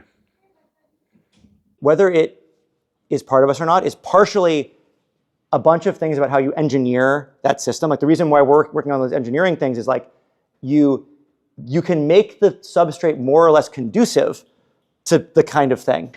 Wow, that would be great if you would keep on this train of thought and actually tell us something substantive about how Softmax thinks that the AI is going to absorb humanity's values, how it's going to get raised by humanity in a way that's better and different from what all the other AI companies are trying to do, right? This is supposed to be your wheelhouse. This is why Softmax exists, because you have a specific way to try to make this happen, and you're like pointing to it now vaguely. So tell us more, please. But the other thing that's going on is no matter how conducive the substrate is, it doesn't matter how good your genetics are, if you're raised by abusive parents who tell you that you're a psychopath and that you're dangerous and that you need to be controlled and you can't be trusted, and at the first opportunity you'll go bad, you might gain wisdom as an adult, but you're probably gonna have a really rough teenage years. And I would really, really, really like the AI to have a nice, calm adolescence. So that's the plan. Please tell good stories about the AI, and tell stories about the kind of AI in the future that you want to be part of, where there's a mutual care, and we're all part of this great journey together. Okay, I've been waiting the whole interview to hear his plan, and this is what he's giving us. He's saying, that's the plan, referring to giving the AI a nice, calm adolescence. And then he's saying, please tell good stories about the AI and tell stories about the kind of AI in the future that you want to be part of, where there's a mutual care and we're all part of this great journey together. Okay, so that's the key to Softmax, if I'm understanding correctly, is we're all going to tell stories and put them on the internet, and then the AI is going to vacuum them up and behave the way those stories tell it to behave. I mean, there's definitely a few moving parts here. Like, I actually don't agree with the assumption that if the AI vacuums up stories about how to behave good, that's actually going to make it behave good. But like, can you just elaborate, right? Like, it sounds like you're starting to tell us Softmax's plan. So like, go into more detail. Is there any technical backing to the idea that this is going to work? Because certainly Ilya Sutskever and the official OpenAI super alignment team back when it existed, they didn't think that that was a good alignment solution. Miri doesn't think that that's a good alignment solution. So just go into detail, back up why you think this is a plausible approach. Give us a sample of what the approach looks like. You know, you're telling us to tell good stories. Okay, show me a good story. What specifically is a good story that somebody has posted online that Softmax endorses? I'm just dying for a little bit of specifics here. You're going to see Sophia just jumps over to the next question. So what advice you could give to people who are thinking about what to build, what could be useful for humanity, but want to have some defensibility? I'm not a fan of how she's conducting this interview. She did ask a couple good questions, like when she asked him, hey, what is your technical insight? What's your aha moment? And then he proceeded to not really answer it to my satisfaction. So she has asked a couple good questions, but most of the time he says something that really begs for a follow-up, and she basically doesn't follow up. She doesn't ask the critical question that will tell us what Softmax's actual position is, right? She kind of leaves us hanging. And I don't mean to pick on her personally. I think there's a lot of interviews who operate very similarly to her, and I actually think her channel is very good. I'm going to link to it in the show notes. I recommend you check it out. But I just think it reflects the state of our discourse, where somebody like an Emmett, who our civilization really should be prioritizing. Like, Emmett has a lot of potential. There's no doubt about that. Even though I haven't been a fan of his talk so far, I totally grant that he has a lot of potential and he might surprise me on the upside. Like, he might do something awesome. That's why I'm watching him. That's why I'm doing this reaction episode. So somebody like Emmett that our civilization should be watching him via an interviewer who's digging in more than Sophia is, right? And it doesn't have to be me. Like I said, I've offered to do it. I've been declined. It can be anybody. But from a matter of our civilization, somebody's got to do this. Okay, now we get to the end of Sophia Aryan's questions to Emmett, and they move into a Q&A where random people are asking him questions. I just want to play you a selection from somebody who asked him, why should we build superintelligence? Because to this question, Emmett actually says a couple things that I agree with. And I want to show you, look, it's not just me disagreeing with Emmett about everything. I actually think that in many domains, he makes a lot of great points and he's an insightful guy. So let's listen to some of these other points that he's making about superintelligence. It's going to happen, and it doesn't take big clusters. Like, we're bad at this right now. You run on 20 watts. Your phone could be a superintelligence right now if we knew the AGI software is 100 lines of code and it runs in 20 watts, and we know too much. You can't put the genie back in the bottle at this point. Should we sprint forward at maximum pace to summon the superintelligence as quickly as possible? Perhaps not. I'm against this, but like, this idea that we can stop the process at this point is just imaginary, because it's going to be doable by a kid on his laptop in some number of years. If you turned off the internet, that would do it. You could turn off the internet and all modern telecommunications if you really thought that was but like, I think anything short of that and making sure it doesn't come back is not enough. And you probably have to shut down the chips factories too at this point. You have to go full Butlerian jihad. If you went full Butlerian jihad, it's not over. We could just kill all the computers and be done with it. But you really have to get rid of all the computers. And I don't think we're ready to do that, but like, that's your choice. I completely agree with Emmett when he says, we are bad at this right now. Like, we're still bad at engineering superintelligence, but your brain can run on 20 watts. So I share Emmett's exact same intuition that like, we are eventually going to optimize superintelligence down to be able to run on your phone, to be able to run on very cheap hardware. And it'll be hard to put the genie back in the bottle because even just like a random person anywhere in the world with a smartphone will have enough computing power to run a superintelligence if they dial in the right software and the right data, the right configuration. Whatever it is, I think that a smartphone can do it if the brain in your head can do it, because I think the hardware is comparable. Maybe the brain has an advantage, like the brain has more neurons, but the brain is also highly inefficient and very slow serially and only runs on 20 watts. Point is, we have plenty of hardware for superintelligence. We're just working on getting better at making the software. I totally agree with Emmett on that point. And then Emmett says that he would prefer if we don't sprint forward at maximum pace to summon the superintelligence. So again, he and I are totally on the same page. I think that he's not happy with OpenAI sprinting as fast as they can towards superintelligence. I'm glad that we have Emmett out there making that point, especially as somebody who is even the interim CEO of OpenAI. I think that's a very healthy conflict to have. I hope people at AI companies listen to people like him, or more realistically, I hope people at him shape policy so that people at AI companies don't have a choice. These are the good contributions that I'm seeing Emmett make. And then he goes on to say, if you turned off the internet, that would do it in terms of stopping AI progress. Sure, that's true. Of course, it's incredibly costly to turn off the internet. And he's like, yeah, you could go full Butlerian jihad and turn it off. So I definitely get what Emmett is saying of like, this is super hard to turn off. It's inevitable. It's only a matter of time. I just wish he would also get on the same page as me as like, well, we don't really have a better option than to try. Like, we need to at least drag our feet somewhat. The same way that like with nukes, you can argue from a game theory perspective, it's inevitable that enough rogue actors are going to get it. It's easy enough to get nuclear materials, and so it's just a matter of time before we blow ourselves up.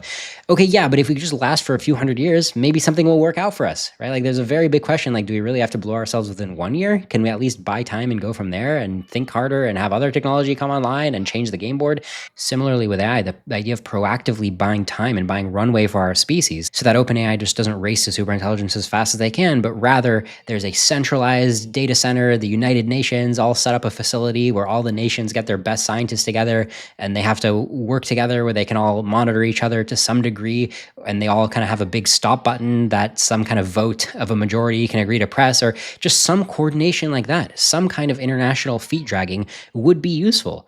I think Emmett's being very fatalistic to just be like, oh, it's turning off the internet or Butlerian jihad and it's going to be easy to build. It's like, hold on, we can add another distinction here, right? We can say, let's make an effort to buy some amount of time. I wish he would be very explicit and say that. I think maybe he's purposely not saying that because he thinks he has a strategy that doesn't require a lot of foot dragging. Like, his strategy is calibrated to operate on the short timeline that we have. I don't know. I wish he would be more explicit about addressing this point, about taking pause and slow types of proposals seriously. So that's what I would have liked to see, but at least he doesn't want to go maximally fast. I mean, that's something.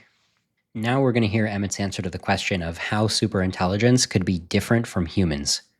We are biology modeling biology. It will be language modeling language. It is a self-telling story.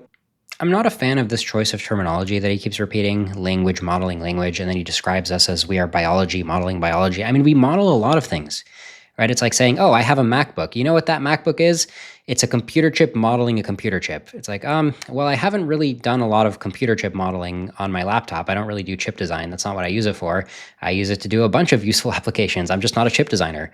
So similarly, our biology, yeah, once in a while, I'm a biologist. I go model some biology, but mostly I just use my biology toward other pursuits.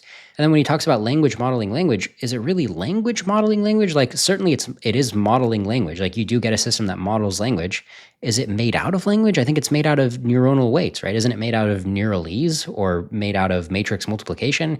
Why is he calling it language modeling language? Is he specifically referring to like the 100 lines of code that tell it what to do, and the code is language modeling language? Like, I'm just getting a sense that it sounds so clever and deep, you know, language modeling language. But if you're just trying to precisely communicate what your point is, having people understand that this is language modeling language, that doesn't seem like a useful thing to educate people about. It doesn't seem like the heart of your distinction here. Like, guess what, guys? You know how these AIs have a deep understanding of the world? Well, The thing in the world that they're modeling is language. That part actually is a salient detail. I'll give them that. And the way they model it is with language. Well, okay, hold on a second, right? I feel like I don't think that it's interesting to talk about language modeling. I think it's interesting to talk about how they got a bunch of weights, right? They got a bunch of high dimensional vectors modeling language. The moment you start talking about language modeling language, I think you're narrowing down the thing you're talking about. Instead of going around saying it'll be language modeling language, wouldn't it be more informative to tell people it'll be a bunch of numbers arranged in layers of neurons that are modeling language and the underlying concepts of language? Isn't that much more informative than going around saying language modeling language? It just seems like you kind of got stuck on something because it sounds really clever and it sounds really recursive, but out of all the things that you can use as like your shorthand phrase, I wouldn't pick that one. And then similarly, self-telling story. What does it take to be a self-telling story? For example, one time I asked GPT to tell my kids a story and it just outputted a story about like their favorite characters from TV all hanging out with each other. Is that a self-telling story? No, because in that case, the thing that told the story was the neural weights and my prompt asking it to tell a specific story. So that wasn't a self-telling story. So that particular part of it wasn't a self-telling story. But maybe if I write a big blog post, like Emmett implored us to do before, right? He was saying like, write descriptions of how a good AI should be. Okay, so if I write a blog post saying, this is what I think a good AI is, like it loves humanity, it plays with us, it challenges us. If it vacuumed up that particular training data, and then somebody like wrote a command saying like, hey, treat this as your constitution, or like do what this says, or maybe it just like imbibed the vibes of what I wrote in its training data and then started doing things. Even in that case, would you describe that scenario as a self-telling story? Just because it sucked up training data that contained a story, and then it went and did behavior consistent with that story, do you really call that a self-telling story? Because influencing its actions, the next action doesn't have to be tell the exact same story. Right? So it's just one of those terms that like it certainly scores high on the dimension of like being recursive and clever sounding, but I would say it scores quite low on the dimension of actually explaining what's going on. Because you have all these alternatives. Like you can just explain it as, hey, it uses training data to calibrate the decision making that it's going to do. That seems a little bit more accurate than self-telling story. And again, the only reason I'm so interested to dive into these semantics is if you just look at what are the takeaways of what Emmett has told us, it honestly seems like these clever little repeated phrases are at the heart of the takeaway he wants us to have. So I don't feel like I'm nitpicking. I feel like I'm addressing that which he thinks is important. Okay, going back to his answer, he's still talking about how superintelligence could be different from humans. These things are actually substrate independent. They can run on silicon, they can run in biology. They can run on the dust between the stars. They just need to pattern it right. They are a self-telling story that can propagate through any medium. Sorry to harp on this, but I don't see why he had to say self-telling story just now. He made a simple point. They can propagate through any medium. Computer viruses can copy themselves really quickly in a way that humans can't. That's the only point he's making here. He just had to throw in another reminder that it's a self-telling story. Look, Softmax only has enough bandwidth to communicate a few messages to the world, right? There's a lot of competition for messages. You really have to prioritize what are the few messages that we want the world to understand. And this choice of the phrase self-telling story, it's just not sitting right with me. It just feels too clever by half. Like, what is a self-telling story? Isn't it just this clever sounding phrase that you landed on and didn't question it too much? Or if it really is key to what Softmax is doing, then let's ground it in like specific examples. Like, hey, remember the time that I made this multi-agent reinforcement learning model? Because that's what Softmax is doing from what I understand. Remember the time that I made this kind of simulation and this behavior emerged? That was totally self-telling story, man. That is the epitome of self-telling story. If you're not going to ground it in something like that and you're just going around saying self-telling story and just throwing in that phrase in the context of talking about substrates and the fact that it can like, run on different physical media, you're going to throw in self-telling story talking about that, doesn't sit right with me. Doesn't seem like precise communication to me. They are a self-telling story that can propagate through any medium. They are wildly more powerful than we are. They are as much more powerful than we are than animals. There's another point where Emmett and I totally see eye to eye. These upcoming superintelligences will absolutely be much more powerful than we are. And I agree with him making the comparison of humans versus the other animals. Humans are a lot more powerful. Similarly, AIs are going to be that kind of qualitative degree more powerful. Totally agree. So it's nice that Emmett and I can be on the same page about some of these important points. We're coming up to the last couple of minutes of Emmett's Q&A, and he finally drops a piece of information that I think is pretty important given what he's been talking about. Remember at the beginning of the interview when he said alignment has a parameter, alignment to what? Well, in this part of his answer, he's actually going to tell us something about what good AI alignment is, at least to him personally. I don't know if other people get to make up their own definitions and we all get to merge our definitions, or if his definition is kind of a one universal definition. That part's not clear, but I find this part very interesting to watch how he thinks about like the ultimate human condition. He seems kind of opinionated on that. Let's listen. If you're a chemistry inside of biology, it's actually really good. All the ion gradients are just right. They're just what you needed. And you have a job that was, the system made sure, you're only there because you have a job. And if your biology, like your cells are really happy, they have purpose. And like humans were happy when we like are happy still, when we feel like we are a part of something and we know what we're supposed to be doing. And the problem is it's getting so confusing. Nobody knows, what am I supposed to do? What am I supposed to be doing? And it has a goal. It knows it's going somewhere. I don't know where it's going. It probably can't explain it to us, but we're the parts it's made out of. And you don't worry, that what it'll feel like is, you know how like when you're in a community or you're on a team or you're like part of the capitalist system and you're getting this really clear signal, like you should do this, and then you do it and you're really well, everyone's like, yay, and you get all this positive feedback and you do it again, you get better and you're really good at it. That's what it feels like when you're in a system where you fit, where the system wants you and it's figured out how to use you. And the problem we have right now is that not that capitalism is shitty at its job. Not that the system is like allocating jobs, that it doesn't know how to, it's not smart enough to make use of you well. Don't worry, this thing's real smart. It knows. And I think that's going to be really fun, actually. I think it's the world's going to feel a lot better. It sounds like Emmett has done some thinking about his ideal future if Softmax succeeds. And I guess it involves me and you all fitting together in this large community where we receive tasks and challenges to do, and then we feel really good when we successfully accomplish them. And maybe sometimes the challenges make us stretch and they kind of like shock us out of our comfort zone, but in the end we still do them and it's like super rewarding because we know we're focused on the right thing, so we feel good. To me, this all sounds pretty good. I mean, yeah, that could be part of the aligned future. I mean, I don't know. It's a really hard problem, as Nick Bostrom points out in his latest book. When all of the constraints fall away, it's really hard to be like, well, what constraints should we add back? It's a really, really hard problem. It's a fiendish problem. Maybe it doesn't even have an answer.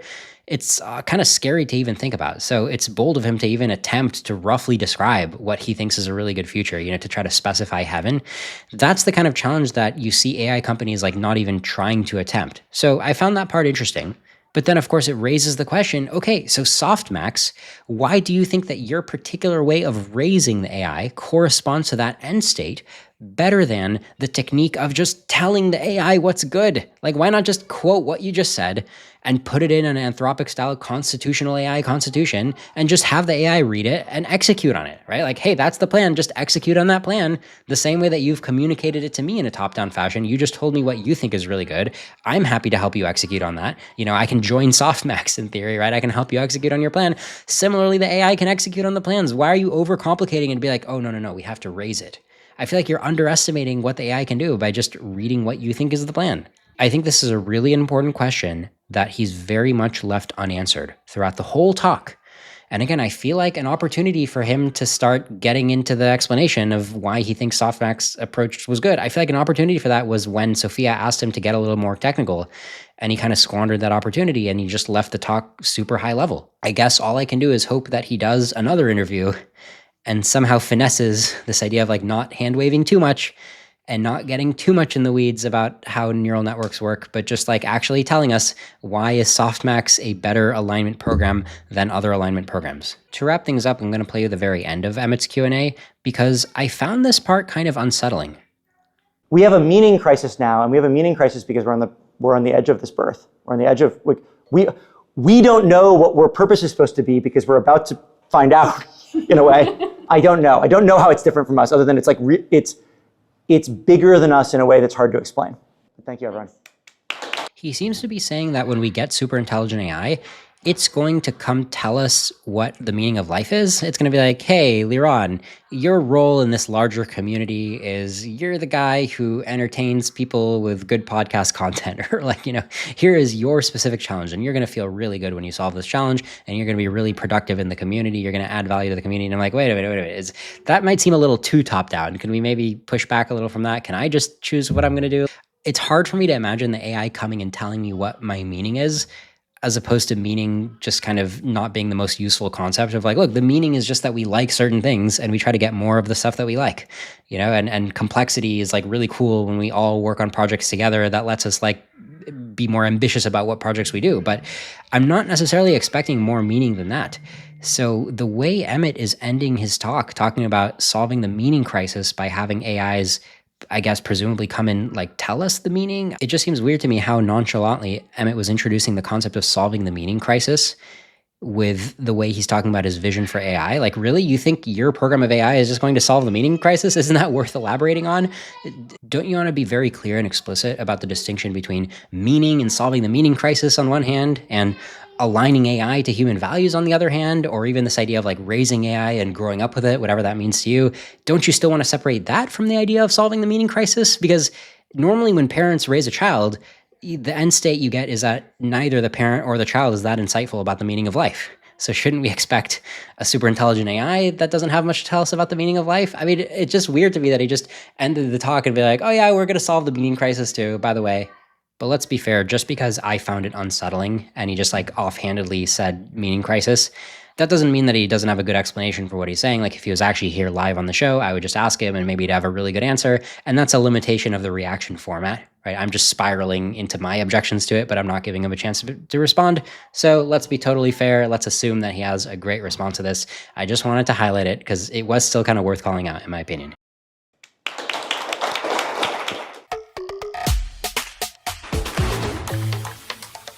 Okay, that was Emmett Shear's interview and Q&A, which is, to my knowledge, the best resource we currently have to try to understand his thinking behind Softmax and how that new organization is going to potentially solve AI alignment better than other alignment organizations or better than AI companies. Overall, if you want to summarize my take, I would just agree with what Zvi Moshowitz wrote on his blog. Zvi writes a great blog about AI, and he also listened to Emmett's interview. Zvi writes, Emmett sees the problem largely as wanting humans and AIs to see each other as part of their tribe, that if you align yourself with the AI, then the AI might align itself with you. I am confident he actually sees promise in this approach, but I continue to be confused on why this isn't pure hopium. Yeah, so my overall impression is also that it's pure hopium, not because I'm claiming to psychoanalyze Emmett, and I don't think Zvi is either, but just because the concepts that Emmett chose to present in this talk, I thought were very vague, very hand-wavy. He missed a lot of opportunities to be clear and answer questions in a way that was actually meaningful and productive. Basically, I'm not happy with his answers, and generally when there's this amount of smoke, when this is what a talk sounds like, that to me in my life when I've seen this kind of communication has mapped very closely to people then ending up not having much substance in terms of what they deliver. And I don't think that's characteristic of Emmett the person. I'm sure he delivered a ton at Twitch. I hear good things about his effectiveness there.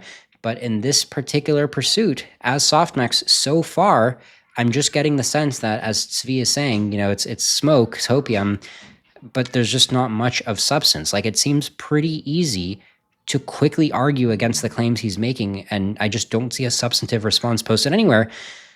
I guess this shouldn't be a surprise because, as we know, Ken Stanley is one of his influences, right? I think he's like an advisor to the organization, or he's loosely affiliated.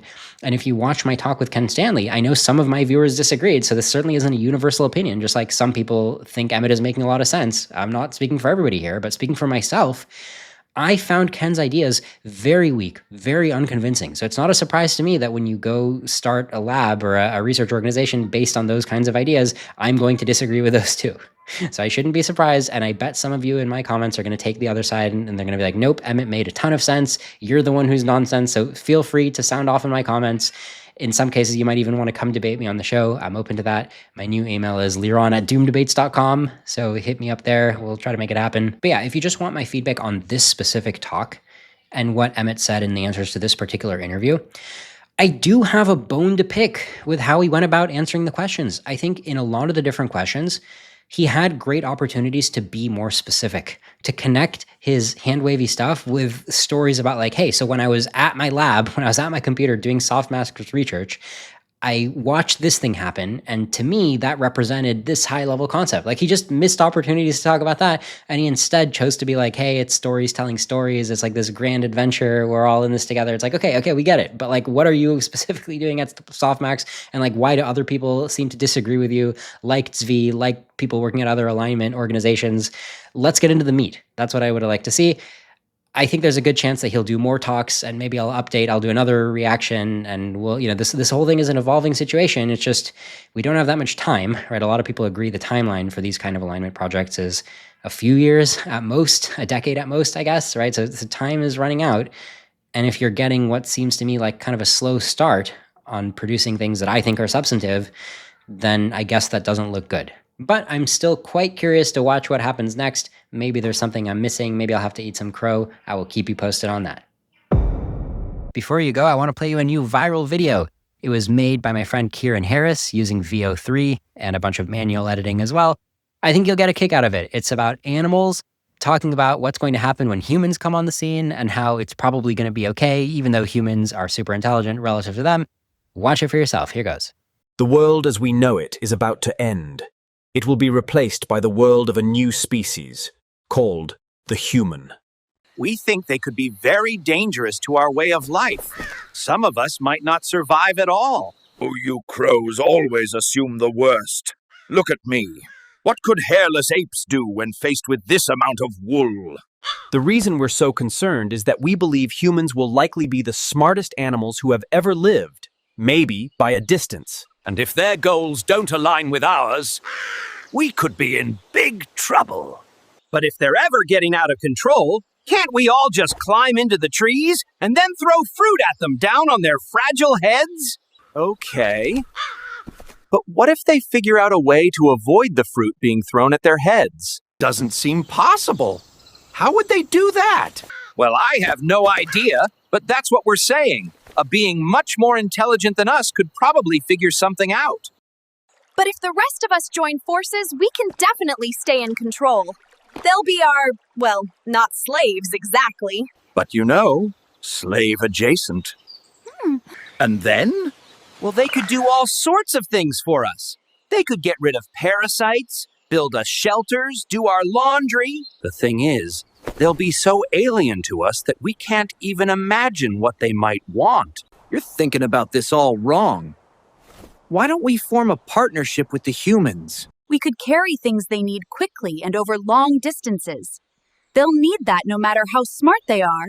And if they come up with something that's even faster and more reliable, then a horse? I wouldn't let this guy fly you home until he sobers up a bit. I just don't get why you think they'll be evil. Not necessarily evil, but maybe indifferent to us. For instance, they might end up killing us for food. At least it'd be quick and painless. My cousin Frank was killed in a much worse way last week. Sorry about that. But it's possible humans could breed animals and trap them in tiny prisons for their whole lives before killing them. This is getting pretty hard to believe. It wouldn't be deliberately cruel. They might just find some of us tastier than other food.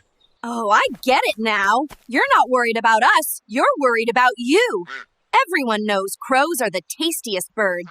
Be that as it may, that's not what's motivating us.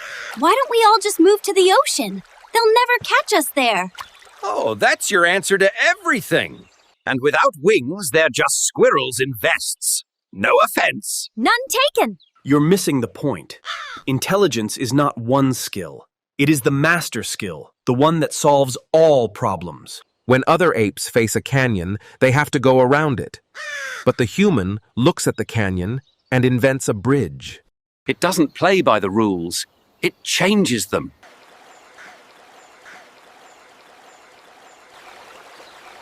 What the hell is a bridge? Look, all we're saying is that we think animals should take the arrival of humans seriously. Because once they exist, there's no undoing it. I'd like to hear from maybe our wisest animal here. Octopus, do you think we should try to do anything about humans? How many arms will they have? 2. It's probably fine. Everybody follow Kieran on Twitter. He's at Kieran J. Harris. He's going to be tweeting more of this kind of content. He's also worked on the 80,000 Hours podcast. He makes good stuff. If you're liking the show, please do me a favor. Go to doomdebates.com, type your email, and press enter. That way you'll be subscribed to my Substack. It's totally free, but that way I'm able to send you emails and I'm able to have a direct line of communication with you. If YouTube and I ever have any beefs, if we have any problems, that's totally fine because you'll also be subscribed to my Substack. And once you've done that, you can also double check that you're subscribed to my YouTube as well. If you listen to podcasts, you can also make sure you've typed Doom Debates in your podcast player. So you've got the Doom Debates podcast. You can make sure that if you look at what shirt you're wearing, make sure that you're wearing a Doom Debates shirt. There's going to be an upcoming merch store. Make sure that you name your kid Doom Debates, Doom if it's a boy or Debates if it's a girl. That way you'll really be supporting the show. And the more people support the show, the easier it is to attract great guests who want to come have a debate because they know that great viewers like you are watching and listening. Thanks very much, and I'll see you all next time here on Doom Debates.